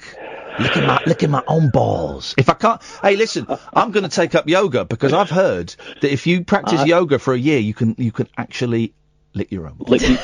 I've heard that. I think Sting can do that. Or did he have 2 ribs removed? I know. That was supposed to be Prince. I bought Sting's ribs on eBay. Was that Prince? Or was it Prince? Yeah, apparently. You're probably right. Here's the thing. Can I just tell you? I'm mature. And then he got murdered by the. I don't know. He was big on the glitterati theory, the Illuminati. It was chemtrails. Can I just say, I was about to ask you a question, Tony, and I censored myself. I'm growing up. I'm maturing. Well, what would be more mature is if you hadn't told us that and congratulated yourself on air. I'm very proud of myself. I was going to ask you a rude question. About the ribs being removed. No, all right, I will ask you. Have you ever tried? What's that? To have my ribs removed? No. No. Have you ever tried doing what we were saying just a few minutes ago? No, I'm not. Come on, even as a teenager? No, no. I mean, the dog might try that, but I did. Well, it can get there. I did. Anyway, Tony, you've really brought us down to this to a very, very poor level, Tony. Let's hope you can up it a little bit. What have you got for us? I just wanted to clarify, is it Sting or what Catherine said, who had his ribs removed? Sting is your tantric sex man. Prince is apparently the 2 ribs removed Prince is your pervert. Man. Oh, he was a freaky old thing, wasn't he? It was a freaky old thing. He was, but he was a sexy NF. On the he had an interview, on the big American television program where he talked about chemtrails and he's seen it on YouTube, and then not long after that he got found dead in his lift on the way to his studio. Yeah. And another thing we found out tonight is that James Coburn died 16 years ago. No one told me. James Coburn died? Yeah, 2002. No. Yes, man. I found out tonight. I'm devastated. I was thinking about him the other night on the drive home, thinking, wonder if we could get James Coburn on the show. Not a chance. He died. Did he? Yes. Who told you that? Wikipedia. Wikipedia. Someone's been on there going, he died. He died. So hang on a minute. Do you believe in chemtrails? Yeah. Or you believe the people behind chemtrails murdered Prince? I think there's something definitely in there in what you just said, because I've watched a lot of different YouTube things like Illuminati, different things. But the biggest thing is where a lot of the presidents, and I don't know if you look on YouTube, Clinton. You know that anyone can put anything on YouTube and it doesn't have to be fact checked. Oh, I know that, but there is something that was leaked where someone got into the event where the Clintons went, where the big people, the big presidents, ex-presidents went, and it showed the stage. And that was Alex Jones went there. You're talking about the Bilderberg group. Yeah, Alex Jones went there, and tell me what conclusions you drew from that. Well, obviously I'm dubious to it, but I watched it and thought he actually got in there and he filmed. He did. They were on the stage and they were talking about, I don't know. What do you think? What do you think that proves? That proves that chemtrails. For those that don't know, chemtrails are. I think I've got this right. They're the trails you see behind aeroplanes. They're pumping out mind control gas or something. So what? But what does that prove? What the chemtrails are real? That. Well, I don't necessarily. Well, that could be a possibility, but I don't know the chap who we're talking about. You just mentioned his name. You recorded it. Alex Jones. I'm Alex Jones, and I got into Bilderberg. But we'll get to the punchline in a second. Yeah, go on. when I watched that, I don't know if you've seen it. I thought there could be something in that. Because I've seen. I'm not. Me and Kath have seen the John Ronson documentary where John. Do you know John Ronson? I don't, but I will watch it now. He's great. He's with Alex Jones. You've seen this, haven't you, Catherine? Have you seen this? He writes about it in his book. He's with Alex Jones. That weekend, they try and break into Bilderberg. Right. And Bilderberg, yes. Yeah. And he films Alex going in, and he films Alex coming out. Okay. And basically, he goes, "There's a giant owl in there." And John Ronson goes, "Yeah." And they talked about sacrifices. Yeah. Yeah, they did talk about sacrifice. They did a sacrifice. Did you see that bit?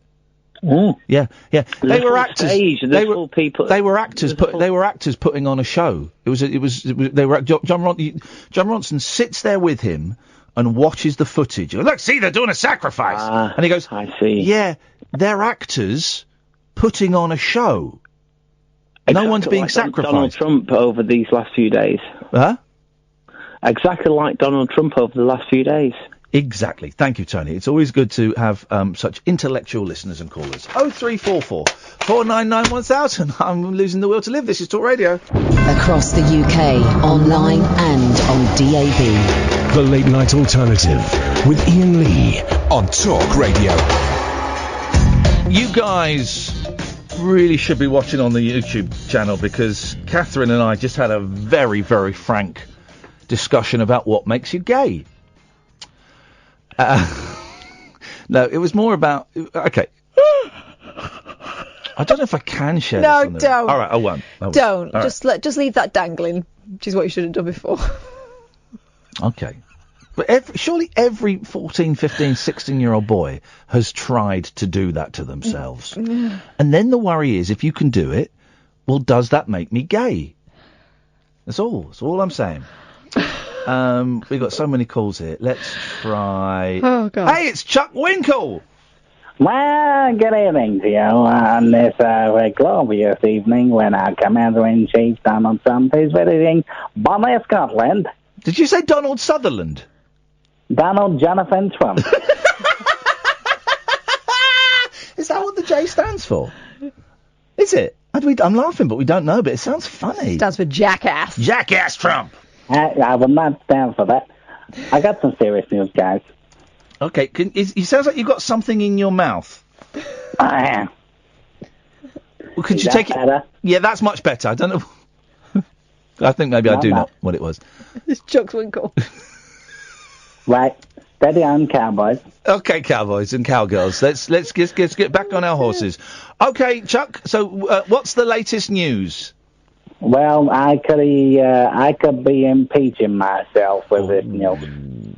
In a really dramatic turn of events, let's say. Okay. Yep. Started off with me being one of the invited media guests on the Air Force United 1 plane. Yes. With Donald Trump and his staff. Did they know you were there? Yeah, well, I was invited, actually, as one of the key people of the U.S. press. Wow. Can I say, your American accent really is improving. Thank you very much. You're welcome. So what was the vibe like on Air Force One? It was okay, yeah. And so... It was okay!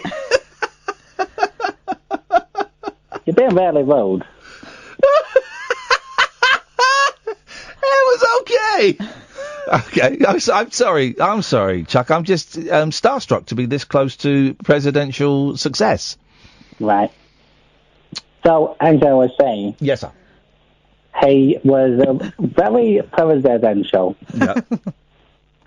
We were talking to all the staff, and then the event happened.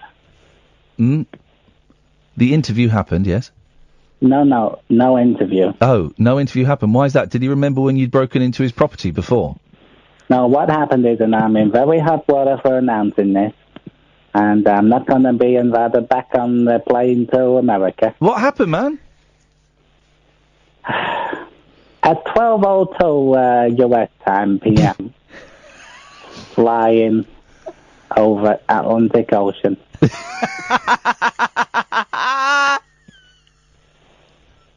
Donald Jonathan Trump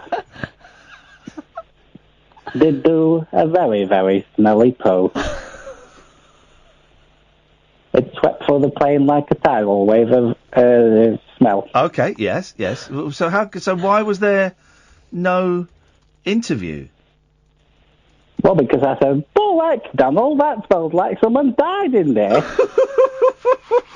And what, you got tossed off? I got tossed off the United States plane. Chuck, well, listen, I'm sorry to hear that, man.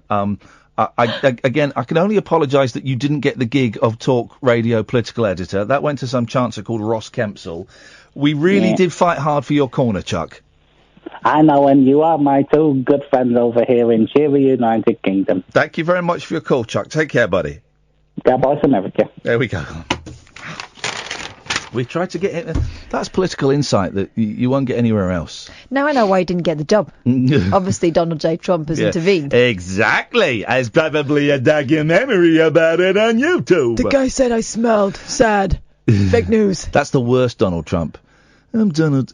Well, you just did. I'm getting into it. You just did fog on, leg on. What did you say? You just did fog on, leg on. I thought you said you just did F all. I'm Donald Trump, and I got very, very big. I'm the best at farting. I do the best farts in the world. Let's go to Dave. Good evening, Dave. Hi. Hey, Dave. How's it going? It's a strange one tonight. Very, very strange one. It took me about an hour to phone in, but I was really enjoying I just caught the last little bit of it where you were talking to that guy who wrote the Bruce Lee book. Oh, Matthew Polly, Bruce Lee Alive. Yeah, what a nice guy. Well, there's something about it. I don't know if it's just specific to people from like our generation, but because I was born in 1974, and Bruce Lee died in 1973. Yeah. But I don't know why. I always almost feel like Bruce Lee has always been alive. I know in the back of my mind that he's dead, but because of computer games and they're making biopics about him and books being released and how strong his philosophy was and things like that, that it's kind of always like he's a going concern. And it's like, oh yeah, there's a Bruce Lee film, or like there was the Bruce Lee Spectrum game that he used to have. The Bruce Lee Spectrum game where you got chased by ninjas and this dude called the Green Yammo. What was the Green Yammo? Well, that's the thing as well about Bruce Lee. I kind of love. I'm kind of glad you knew what the Green Yammo was, because I was going to mention myself. But I kind of love how something like Bruce Lee, how he can be this philosophical guy, philosophy, and all this like really kind of mindful, thoughtful things, and then you can have a game where he fights a Green Yammo. Yeah, that game was the weirdest thing. The Bruce Lee game, I played it on the Spectrum. It was the weirdest game, man. You had to climb up this railing and then fight these dudes and then get... Oh, it was nuts! What's funny, I talk about Black, they think of it, I almost still think that he's alive. I always do sort of think to myself, though, if he was alive, what kind of crazy films would he be making now? Because I'm always a little bit gutted that he didn't ever make a film with, like, a talking dog or something. Because that's like, you know... that's what he's doing now, once he... That's brilliant. The fact, because I've often thought, well, what kind of films would he make in the 80s and stuff? But yeah, Bruce Lee with a talking dog, that would be awesome, man. That's exactly what I want to see. Because to me, I always know my taste in films is like pretty low bar. Like yesterday, I went to the Rock film, Skyscraper. Is it good? It's exactly what you think it would be. If beautiful. Like, Towering Inferno mixed with Die Hard. I love The Rock. I think he's brilliant. Well, he's like one of those people where I just feel like he's almost like, not similar to Bruce Lee, but like I really enjoy just seeing him on screen and just, because I came to it quite late because I was never really a huge fan of wrestling. Yeah. And when he slowly started making action films like the remake of Walking Tall and things like that, I was like, oh, is he going to be the next Stallone and Schwarzenegger? And I think he's slowly... Well, I thought he was going to be the next Hulk Hogan, but I got it wrong, and he's made some great films. But Hulk Hogan, though, he's one of those people, though, where, like I say, I'm never a huge wrestling fan, but the few wrestling matches I did watch with Hulk Hogan, I think he has got that personality and that entrance. But I don't think he can act, right? Whereas Dwayne Johnson can act. Did you see the Jumanji remake? No, I haven't seen that yet. Mate, no. watch it. You've seen it, haven't you, Kath? Yes. Dwayne Johnson's got some great comic timing in it, He's isn't he? also extremely handsome and charming. Yeah, whereas Hulk Hogan, I think, looks a bit silly, and I think his acting is kind of like pantomime acting. But yeah, he's doing wrestling acting. Yeah, Dwayne The Rock. I mean, it's not the subtlest thing in the world, you know. You're not going to get him playing Hamlet, but I just thought it was very measured, his performance. Go and watch Jumanji, Dave. He's very, very funny. It's almost as good as Bruce Lee with a talking dog. Well, it sounds good to me. I think with Jumanji, though, and this is, anybody who knows me, this is very hard for me to say, but I like nearly every film I've ever seen, like almost without fail. But for some reason, Jumanji rubbed me up the wrong way, and it was always a film that I didn't like. The first Jumanji. First Jumanji's boring. It's too slow. Too slow. So What's the second one? So I don't know why. Watching the second one, like, I'll get round to it eventually. All right, here you go, Dave. I've never done this. You watch Jumanji. If you don't give it 6 out of 10 or more, I'll cover the cost of it for you, whether you rent it or get it online. If you don't give it a 6 or more out of 10, I'm paying for it. Okay. Is that a deal? And I mean that. I'm not even doing a thing. I mean that.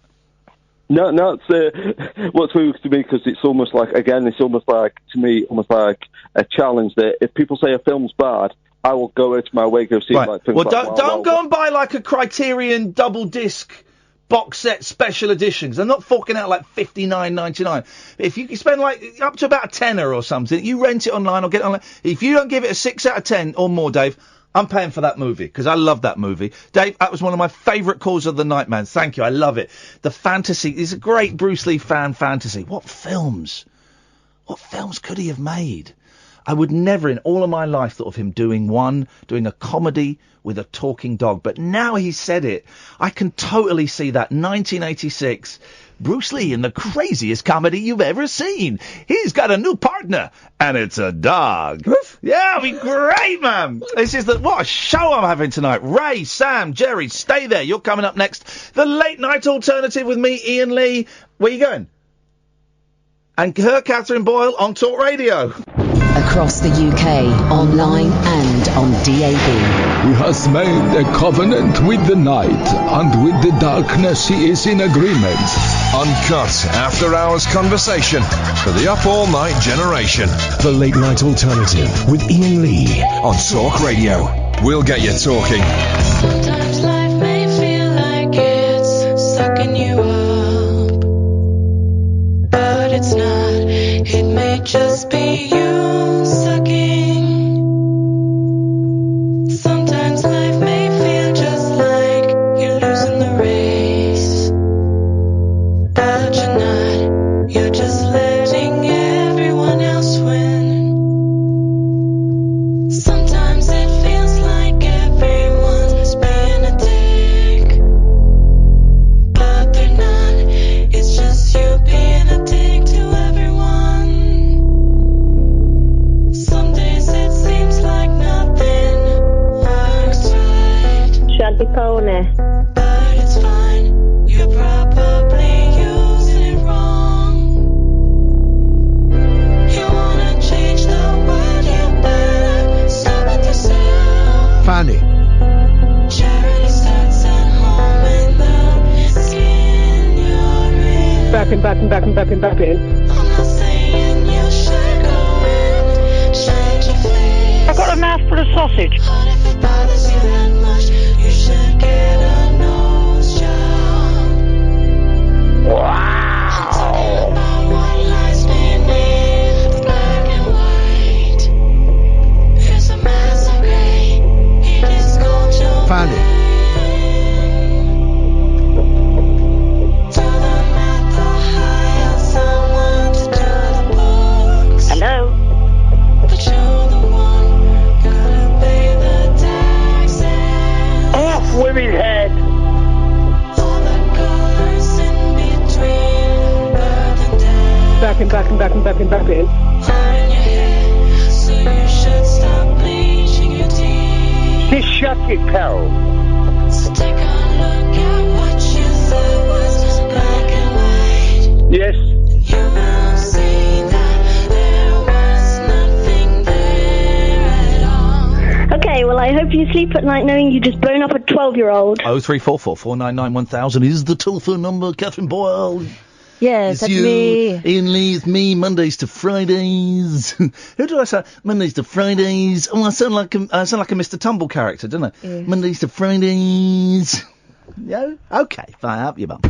Right then, let's crack on with these calls. Let's go to Sam first. Good evening, Sam. Welcome to the show. Oh, hello, Ian. How are we doing? I'm very well, Sam. Long time listener, first time caller. Good lad, good lad. What can we do for thee, my fine friend, on this evening? Yeah, if I have to shoot, it's because the baby, they've got a faulty baby monitor, and it decides to sort of If the shoot baby off monitor anytime. goes off, you're going to start shooting? What? This is insane. Yeah, well, yeah, I have Trump's to do it only on your been here a colleague, couple of days, man. Wow. I was on the phone for about 5 seconds with the colleague and I had to shoot because it just started flashing red. Shot your colleague? Wow, this is nuts. I love your style, though. You just don't care. You don't care, and I respect that. It doesn't help because she's in a full body cast. She's got hip dysplasia, so it doesn't pick up on her heart rate or anything like that. So it just who, the baby? The baby. Oh, God, I thought you were talking about your colleague. Oh, right, okay. So hang on. So how old's your baby, man? She's 16 months. And what's she in? She's in a full body cast. Oh, no. Yeah, she's got hip dysplasia. We found out with a 12-month check. Right, so tell me what hip dysplasia is.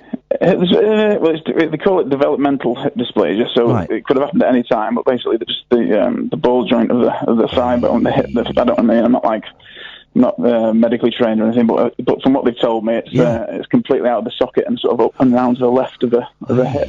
Kath, you're looking as though you've heard about Yeah, my this. friend's baby had that. No. Yeah, she's fine. She's fine now, but she was in a body She gone on cast. to be all right? Yeah, of course. And she's, So this she's is one of school those now. things that they can fix. Yeah, because babies' bones are so soft. Right. Well, they say they can, if they catch it earlier, if they catch it sort of like from birth, and it's a lot more sort of sortable. But she didn't find it until she was 12 months until she was up walking, and she started to have a bit of a limp and stuff. So okay, but what have they? How long have they said that she might be in a cast like this? Well, she's in it for 3 months. Okay, and we've got 3 weeks left. Aye, and then exciting. is it they whip it off and they check and she doesn't go in it again, or she might go in it again, or they'll do a scan and then check that it's worked. The surgeons are quite confident that it went in. She said it felt right when it went in. So she's got to be in that for 3 months. Obviously, there's only 3 weeks left, and then she's and then hopefully she'll have a week's worth of physio in hospital. Yeah. And then fingers crossed she'll be up and about. A little checkup every 6 months or something, just to make sure it's going in the right direction. Here's the thing: my youngest, and God, it seems like a lifetime ago, but it was terrifying. It was on my 40th birthday. That was 5 years ago, so he was just over a year. Right, okay. Have I got that right? Yeah, okay. So he was a year, and he got a urine infection, and we found out after faffing around, his kidney and his bladder were wired up wrong. They wired up back to front or something. And he had to go into Great Ormond Street, and my wife stayed in there. He was in there for like a week or so, and they were cutting him open. You know, a baby, year-old, you know that. Yeah, it's scary, yeah. Year-old, it's a baby. And they're cutting it open, and we were terrified. And you go in, and Great Ormond Street is an amazing place, and it's full of joy and happiness, but it's a hospital for kids. There is a slight air of sadness if you're a parent in there. Yeah. And I'd go in and visit him, and it would break my heart. And they fixed him. And I think this was like 5 years ago, he had his last checkup in March, because they were checking him every 6 months, and then they said, he's fine now, you don't have to come back. If he gets a urine infection, take him to A&E, but he's fine. And it's amazing what they could do. And now 5 years later, Sam, it's really hard for me to remember what a concern it was, what a worry it was, because he's, you know, and the same will happen with you and your family, I'm sure. There was a lot of people, we go on these forums, my wife goes on these forums and stuff, and she's talking to all these other parents that are going through it. And there's a lot of kids going through a hell of a lot worse than what we're going through, but it's the first child. We're trying for 6 years to have her, and so and there's also, I don't buy that thing of there's people going through worse. It doesn't make it any easier. It's all relative, isn't it? You know, but be warned, Sam, right? Because now my youngest boy who it happened to geez, the number of times we've had to take him to hospital, not because of his kidney bladder thing, just because he's nuts. And I think once they've got a taste of hospital, they're not afraid of it. So they're just risk takers. You're right, they catch the hospital bug. He's just a risk taker. And he jumped off a climbing frame too high and fractured his foot. He slipped over in the bath and ripped open his chin. He's constantly going to hospital. So is that more boys? Do you find that's more boys than girls? Or no, I've got my second one is a nut job as well. She's a girl. Well, I think it's probably more second. So you've got that. If you do have a second child, you've got that to look forward to. I think it is more of a second thing. Yeah, because they look at the big one and go, yeah, I've seen that done. I probably can do that. They don't realise they're teeny. It's not boys, mate. Though you're going to get it with girls. Trust me. Yeah. She's getting more confident now. I mean, she's got this cast on. They said that she pretty much she'll be sort of like sat doing. She might be able to, she'll lie down. She might even start crawling using just her arms because her legs are completely all sort of sewn up. So, best of luck. She's actually started flipping over and standing up and all sorts now. Oh, mate. Yeah, it's a little bit crazy. It's like they say in Jurassic Park, nature finds a way. Yeah. Oh, well, best of luck with it, Sam. We'll keep our fingers crossed in 3 weeks. Yeah, what did you call in for?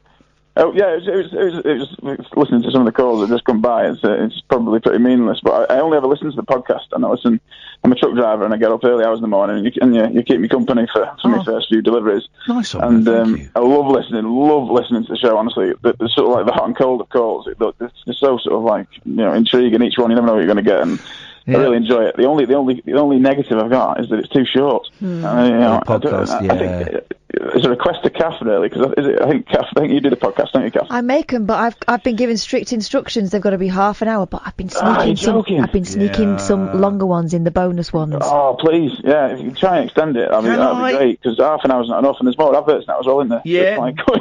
Can I, hang on a minute, I'm going to give you a website that you may or may not, no, hang on a minute, let me just, oh, hang on a minute, why can't I find it? Iain Lee, let's try this. www.iainleevault. There's a website that I have no idea who runs it. I don't know anything about it. Here we go. It's there. Have you been to iainleevault.com? I haven't. No. Right. No. Go there because there's some of the old shows from here. Keep this because this is hooky, right? I've got no idea who does it. But there are some old shows from here where it's the full show, right? Up until about September of last year, you can get the full shows of stuff. Okay. And there's loads of LBC stuff, and there's loads of Absolute stuff, and there's loads of stuff in there. So you might find... Is that downloadable, Ian? Is it? It's all downloadable, yes. And there's loads of different stuff in there. Has it got 3 County stuff on it? 3 County stuff is on there. Crikey, right. BBC WM stuff. It's all there. So go and have a little look in there, and you might find some stuff to filter. But yeah, the first I guess it's the first 2.5 years of stuff here. The full shows are up there apparently. So go iainleevault.com. Oh, happy days. Well, I'll go and check that out. That's perfect. That'll keep me company on the dark drives in the morning. Thank you, man, and best of luck with the little one. I'm sure it'll be fun. Yeah, go on. Last thing, Brothers Osborne, you recommended them about... Oh, I heard them when I was in Australia. Absolutely love them. That Stay a Little Longer song has become like mine and the Missus' anthem. And we can't stop playing it ever since you mentioned it. I sort of downloaded some and had a listen. Mate, I've got the biggest grin on my face. That is I'm quite moved by that. Thank you, man. That's really, really lovely. Thank you. It's the loudest song that I play on my phone. I tell you, it's an awesome song. I saw them when I was in the hotel in Australia. I watched the Country Music Awards, and I saw them and I was. You seen live, did you? Yeah, I was. No, not live. It was on the telly. I was stuck in a hotel room. And I was blown away by them, Brothers Osborne. Oh, that's really great, man. I'm glad that you got something out of that. Yeah, no, it's very good. Thank you, Sam. Thank you very much. Take care, man. Oh, I've cut him off. Sorry, I cut you off. Sorry, Sam. That was an accident. Sorry. That was he was nice, wasn't he? Oh, nice lads. He'll turn. They always turn. I don't think he will. Hello, Ray. Oh, hang on. Okay, no, we won't. If it sounds like you're on the lavvy. It's Roger. Shagapony. Yeah, Roger. Roger, have you called in to boast, mate? Well, I have not called in to admit what I admitted on Twitter. When Roger was a young man, he used to be so able to get his dick and put it onto the table. Then he would lean forward, he would open up his mouth and he would put his own penis inside his mouth. Whoa, Roger gave himself a BJ. He gave himself a BJ. Roger gave himself a BJ every day for a year. I'm not as flexible as I used to be. But you used to do that, man. Outrageous. No Roger by name. No comment. I am not admitting to anything in that song. Is that why I'm going to say something? I've played video games with Roger. He's a cheat. Roger has confessed to me that he's visually challenged. Oh no, come on. Is there a connection?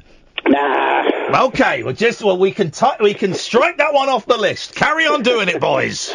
Oh dear, but no, that ad break was the most I've laughed in a while. Yeah, I was thinking all the way through. I was like, I'm not sure the advertiser will quite like this. I have no idea what you're talking about. I can never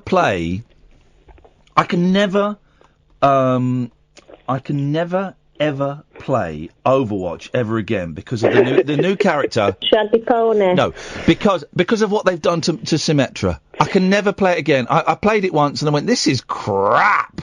I'll have to show you. No, I don't want you to show me your cheats. Better with Symmetra than what I used to be. Yeah, because they've made her they've dumbed her down. But she still holds a thingy. No, but she holds a different thingy. Oh. And she's got like loads of teleporters, but they just make you cross the street quicker. Yes, but you can, like Diva's ultimate, with her exploding mech, you can shoot that through it. Whoop-de-doo.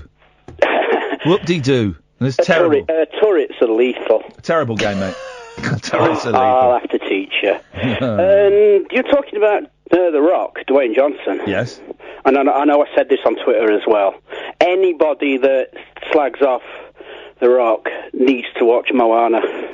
I've not seen that. Is it good? It is. He's got a great pair of lungs. He has got a fantastic singing voice. Oh. Is it cultural appropriation?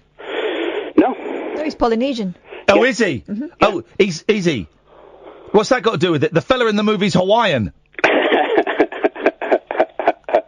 I'm not. Well. Tell him off, Kath.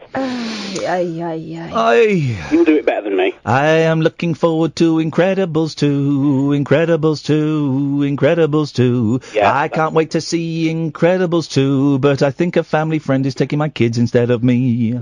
Go and see it on your own. I think I might just do that. Nothing embarrassing like in animation. Absolutely, some of my favourite films are animations. Look at Inside Out, if you've seen that. Inside Out's not a kids' film. I took the kids to see that, and they're like, "What?" And that's an adult psychedelic LSD-inspired film about neuroses. The best new animation was Coco. Coco's a great movie. Yep. Oh my! Great movie. Adore Coco. Oh, I love Coco. Great movie. I'm not ashamed to admit this. I'm 43 in a couple of weeks, and I cried like a baby. You need to man up. Man up! Crying at a cartoon for kids? Next you'll be crying at Scooby-Doo! Scooby don't! Oh. And is Chuck Winkle on Twitter? I don't think he is, for religious reasons, but I cannot be sure. I'm sure if Chuck is listening, he will let us know one way or another. I know it was extremely strange. It was extremely strange earlier, but I'm not saying that David Babcock and Joe Winkle are the same person. Well, why would you say that? They call in on different numbers. And from different faces. Yes. Different voices. What are you talking about? Different persons. Roger, I'm going to cut you off. Yeah, no. There he's gone. Jerry next, then Ray, the Late Night Alternative on Talk Radio. The Late Night Alternative with Iain Lee on Talk Radio. We'll get you talking. We're back. Hello. I need to start singing, Gary Glitter. Don't. Okay, guys. Let's go to Jerry. Good evening, Jerry. Hello. Hello there.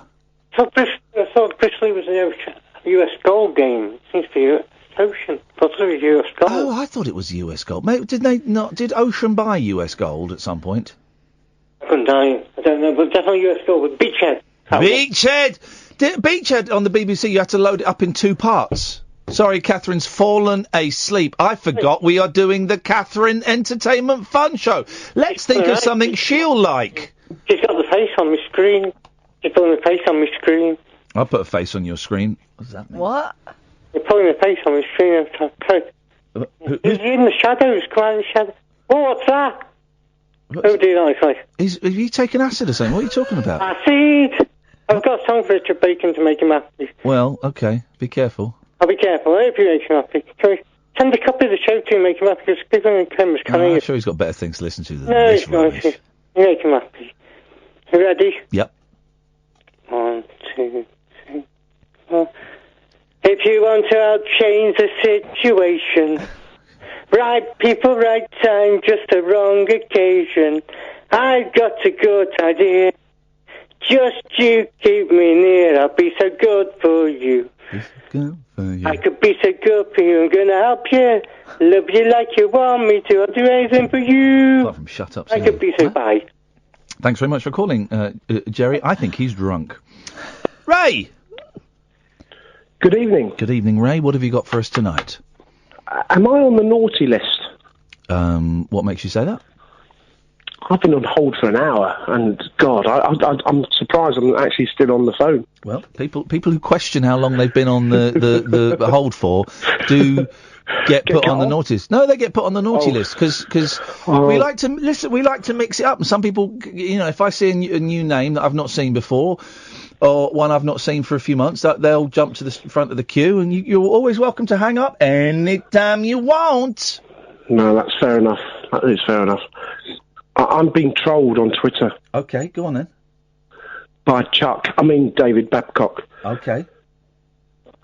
Because apparently he's heard that I questioned whether he was real or not last night. So it's all kicked off. Here's the thing: we don't have any evidence that you're real. But you've met me. Well, we think we've met you. You could have been an actor. See, that's ridiculous. He's laughing. Is that the best you got? Is that the best comeback you got? That's ridiculous. Okay, mate.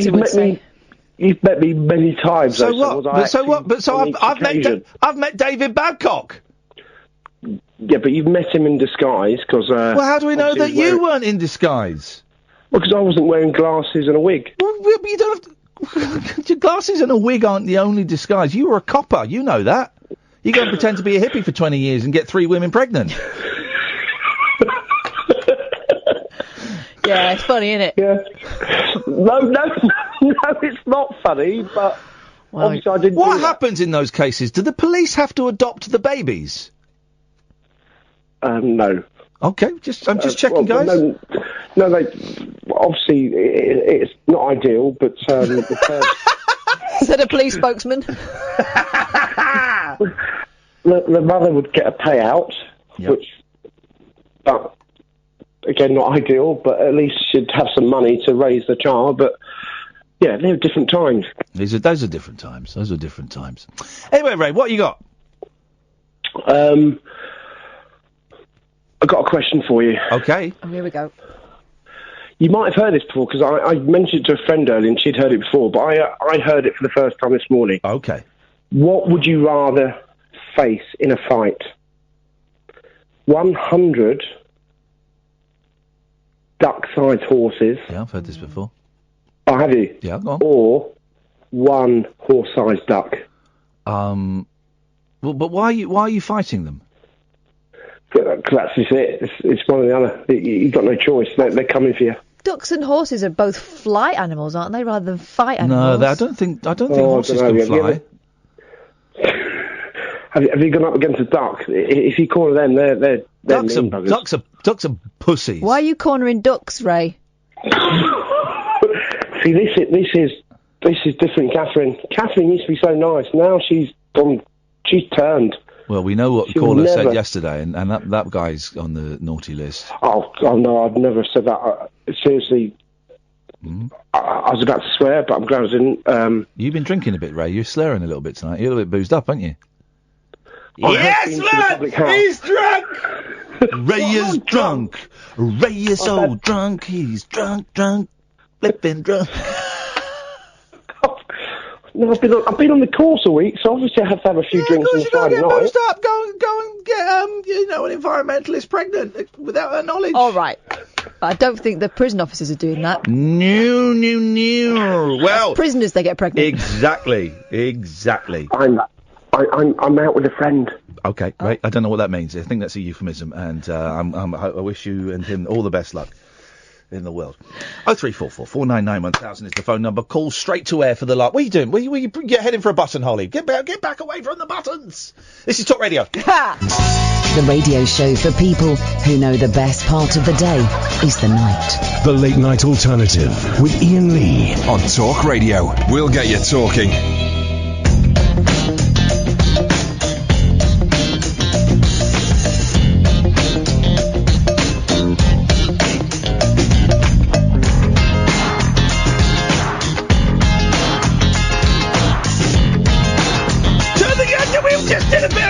You didn't have the microphones on! Oh my god. What the hell? You told her to leave off the buttons. I'm gonna give Caddick her phone number. It means you're gonna get sent pictures that you don't want.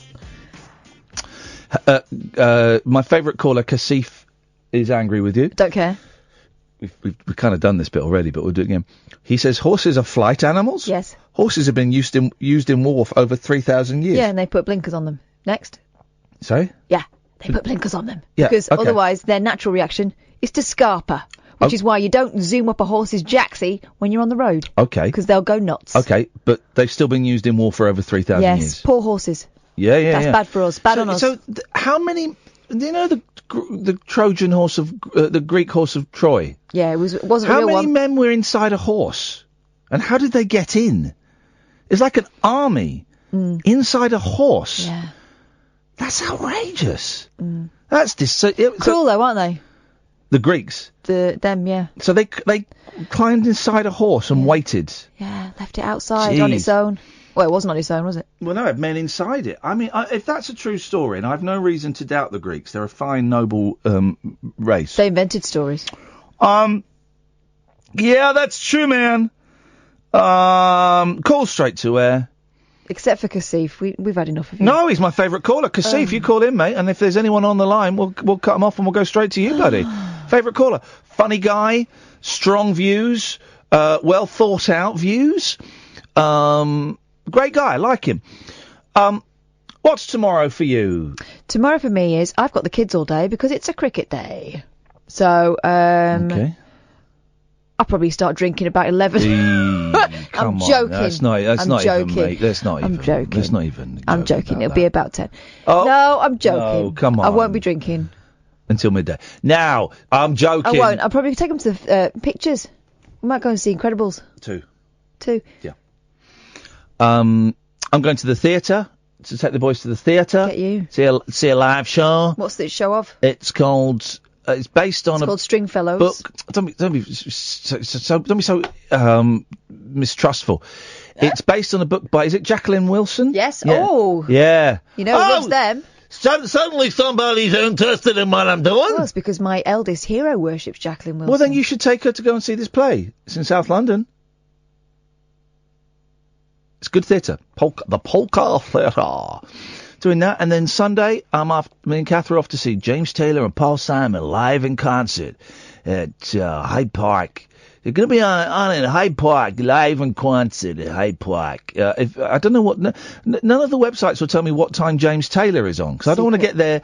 what I want to do is I want to stride into the golden circle, and just as I turn and face the stage, the voice goes, "Ladies and gentlemen, James Taylor," and then he walks out. That's what I don't want any faffing around or any Bonnie Raitt or any of these other people that are playing. Bonnie Raitt's all right. Name a Bonnie Raitt song. She did. Oh, I can actually. Okay. I can't make you love me.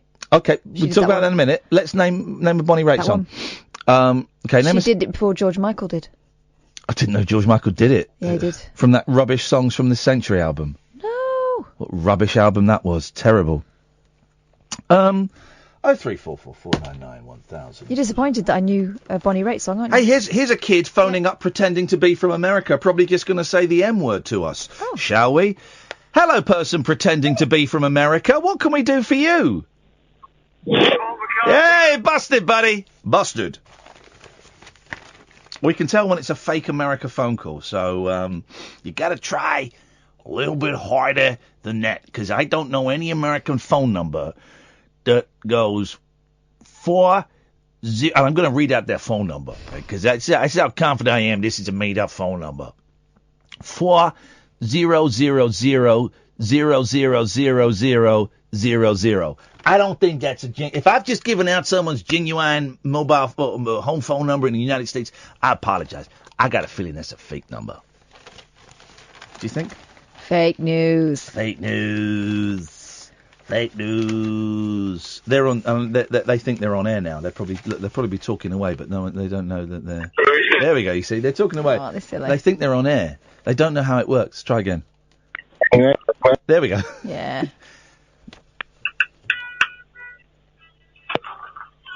Hello? There we go. You stay there as long as you want, guys. You stay there as long as you want. Divvy. That's right. A TV agony aunt. This is a complaint made to Ofcom. Oh, dear. Right? We like them. A TV agony aunt suggested a viewer's hubby was off sex as he was romping with their dog. Can you find the clip of this? What? Go to YouTube. Agony Anna recommended, it's Northeast Live, Agony Anna recommended the wife splash out at Ann Summers in case he had a fetish. The comments were aired in March at 6:20 on Northeast Live, a show on local network made in Tyne and Wear. Agony Anna. No, it probably won't be on YouTube because no one watches those local channels. No one watches. Let's see if this guy's. But there's some her videos here. Hang on, let's see if these guys are still here. There we go, they're still there. Here we go. What do you want? My friend is a nightmare. Lovely new girl on reception. My man stays up all night. Or I like my girlfriend's sister. Romping with a dog. Oh, let's have I like my girlfriend's sister, because that's a problem that all fellas have. My job to solve all your problems, big or small. There you go. Bring it over. Give it over here.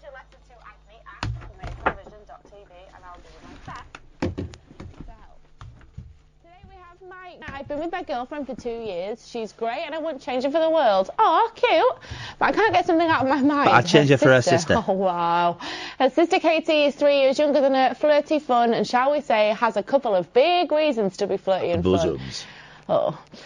When my girl and I are close, Katie's all I can think about. It feels like a bad habit I can't shrug off. Help. She's about 9, this kid.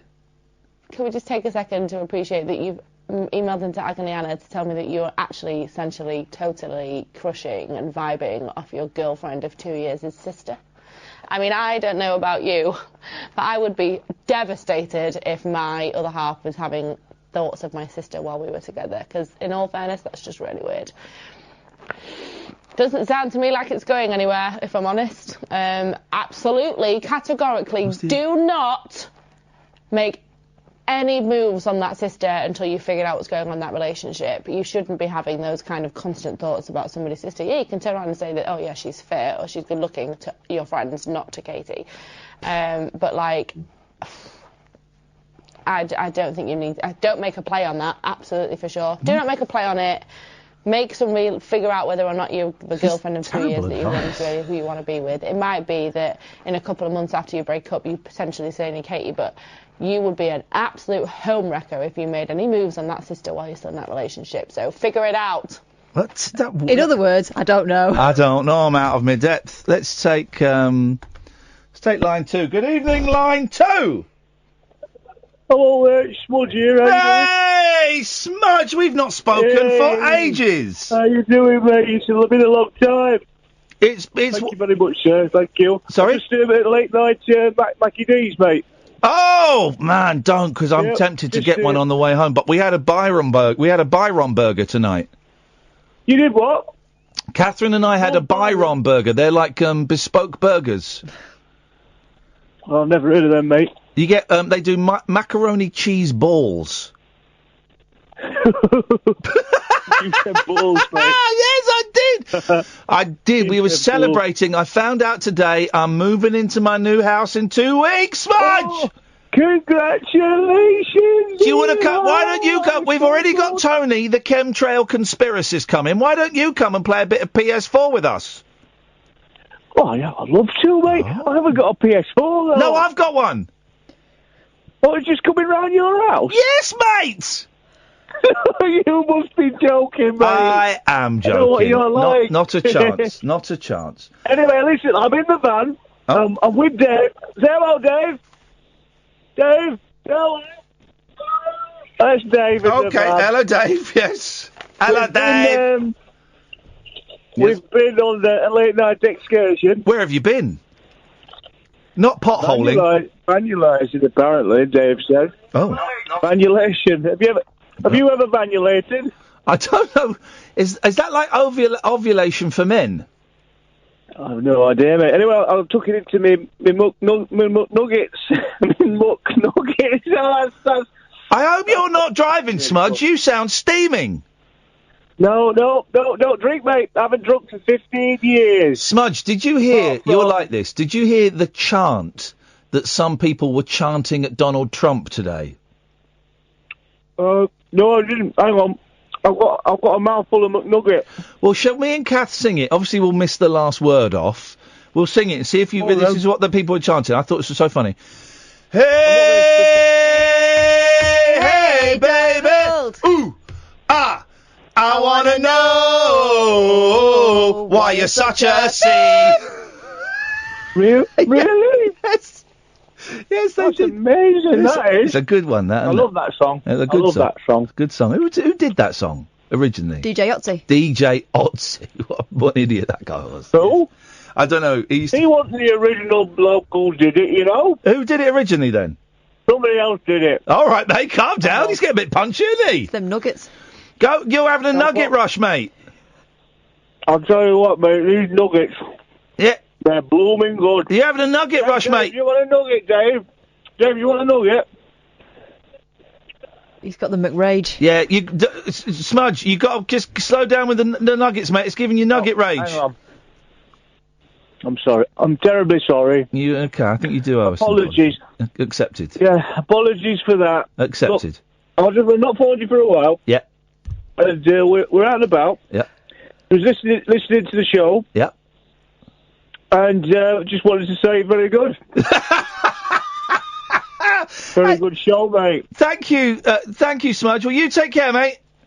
Right, Catherine's very good as well. She's not bad. Do you know what? Better than you. Right, get stuffed. Dave's better than you as a caller. Well, he's brilliant. Hey, Dave, he says you're the best caller he's had all night.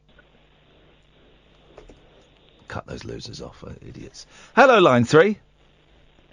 Yes, my name is Phil. I'm calling from Naperville, Illinois. Okay, Phil? Literally from Naperville. Okay. Okay, fairly well known. I'm in the American press a lot.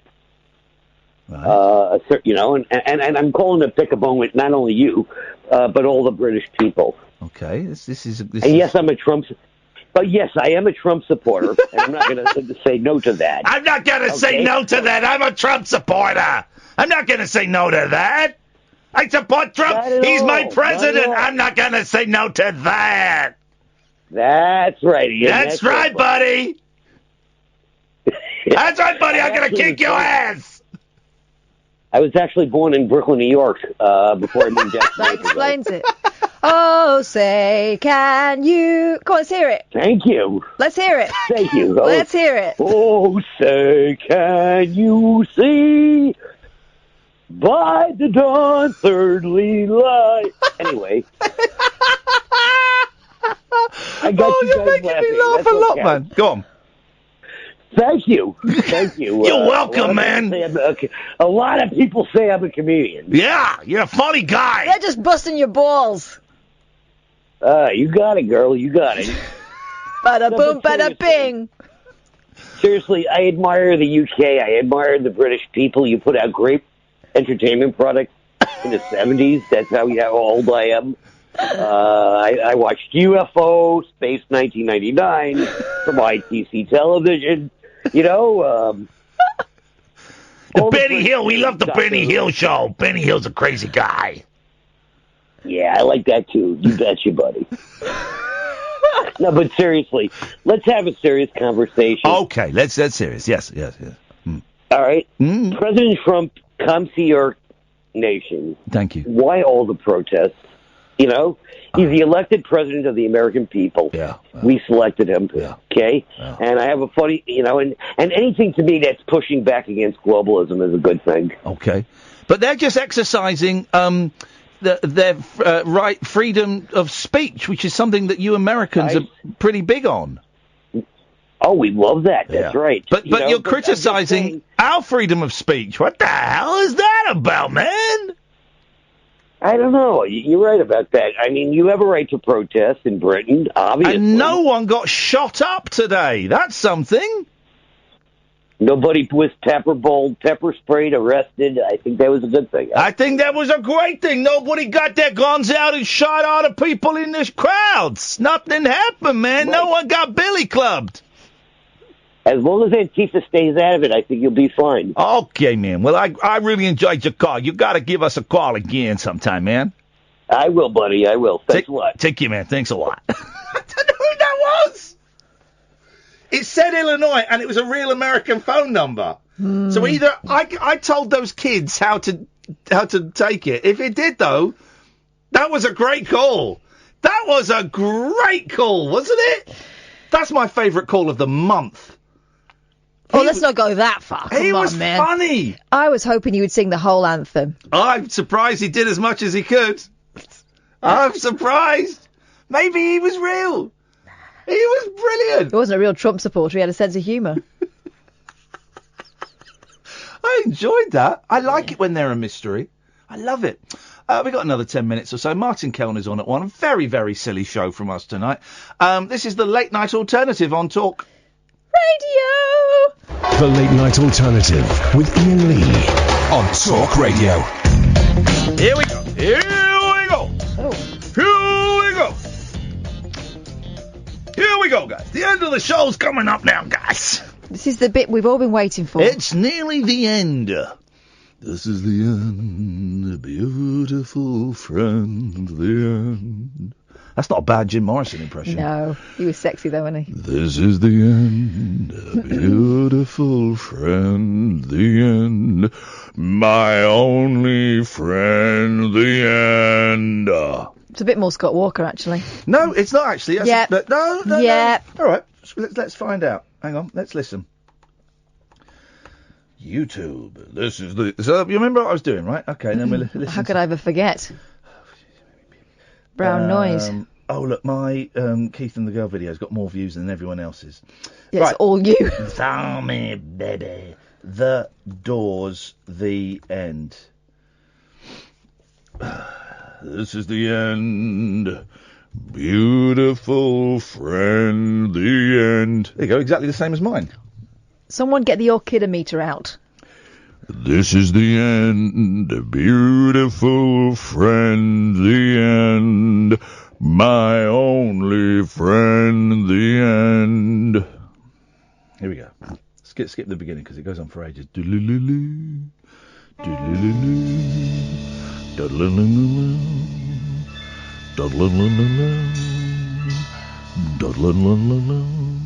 Terrible band, The Doors. Here we go. There we go. There we go. Oh, yeah, it sounds like me. Here we go. There we go. This is the end. For God's sake. Here we go. All right, so it starts there. Here we go. Oh, Jesus, man. Here we go. Listen. She just played it from the beginning. This is the end. Too low. This is the end. Exactly right. This is the end. This is the end. This is the end. Beautiful friend, the end. Scott Walker sings with Jim Morrison finally. This is the end. My only friend, the end. He does sing like a girl, doesn't he? Oh, my love,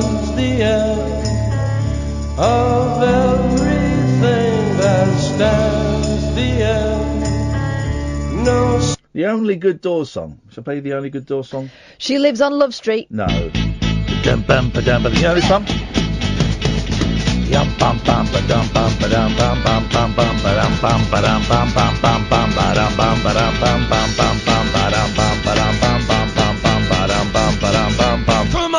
Come on and touch me, babe. Can't you see that I am not afraid? What was that promise that you made? Why won't you tell me what she said? What was that promise that you made? Here we go. Now I'm gonna love you till the heavens start the rain. I'm gonna love you till the stars fall from the sky for you and I. It's and everyone, all the Doors fans hate it because it's their pop song, but it's a great pop song. Ready? Here we go.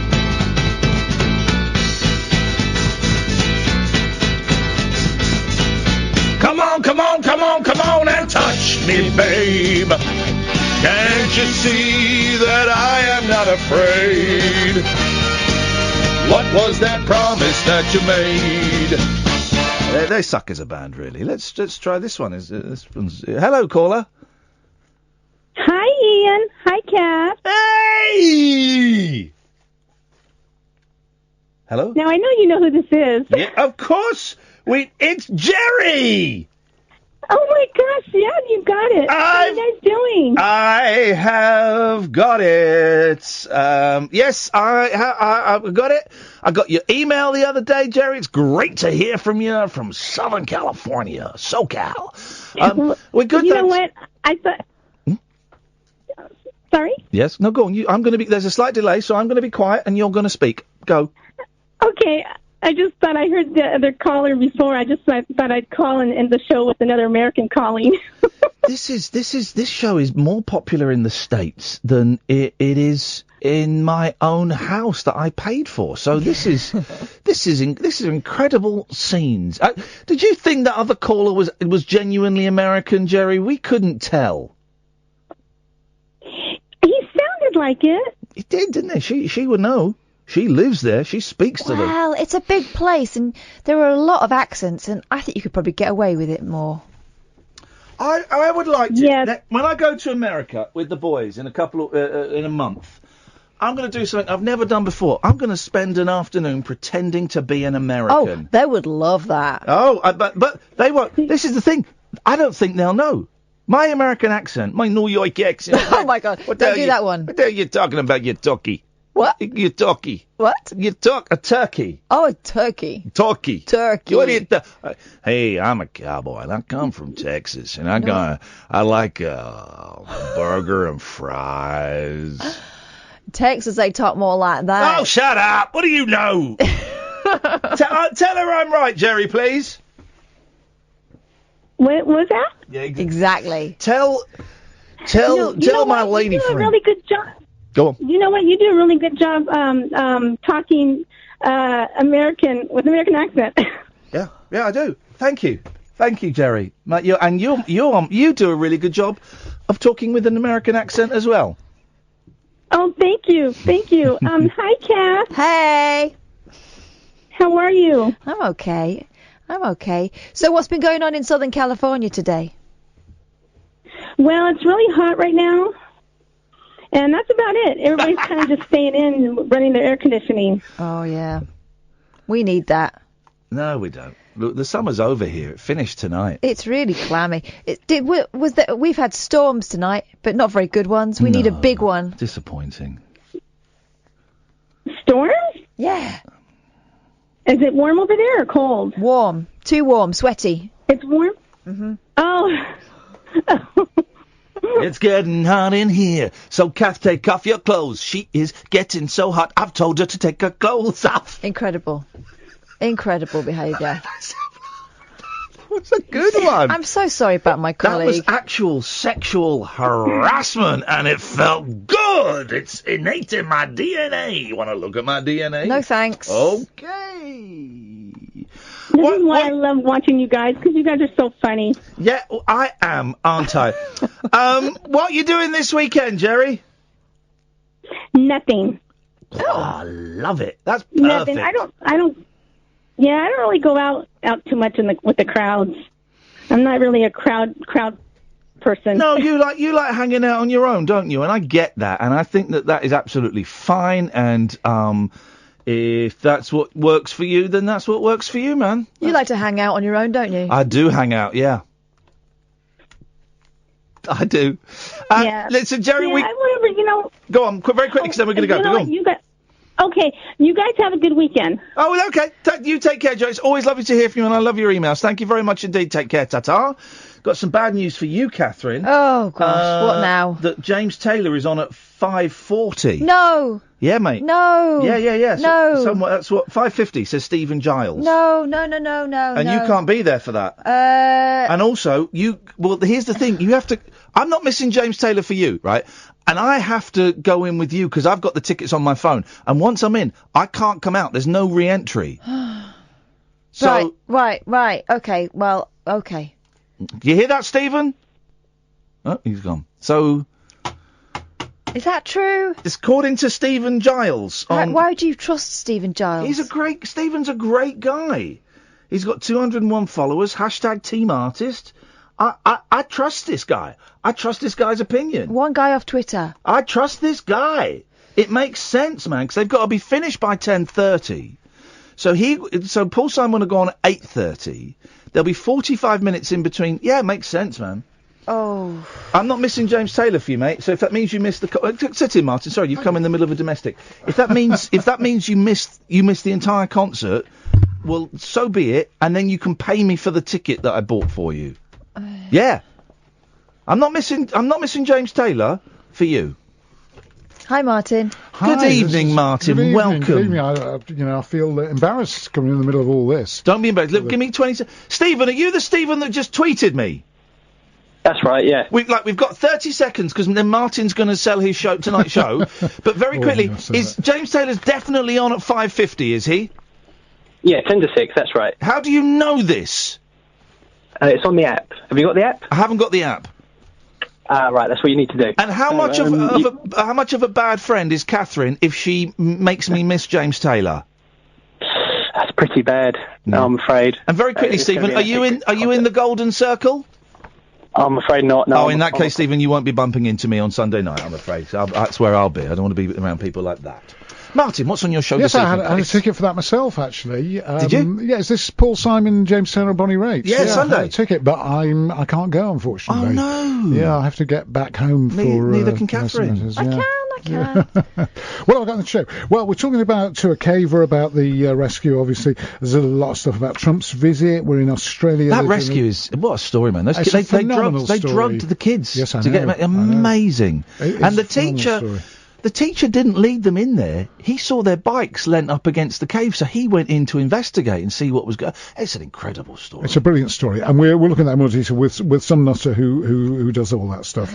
We're also we're talking about Fortnite. Oh yeah, yeah, good which game. is a good game. Is it? Do you play it? Yeah, I not much. My kids like it. I play it, but it's a good game. It's a phenomenon, though, isn't it? Yeah, it's become hugely successful, more because it was the same as some other game that wasn't as popular before. But it's all about. But Martin, we have to end it there. Yes, okay. He'll be on at 1. We'll be back on Monday. Ta-ta.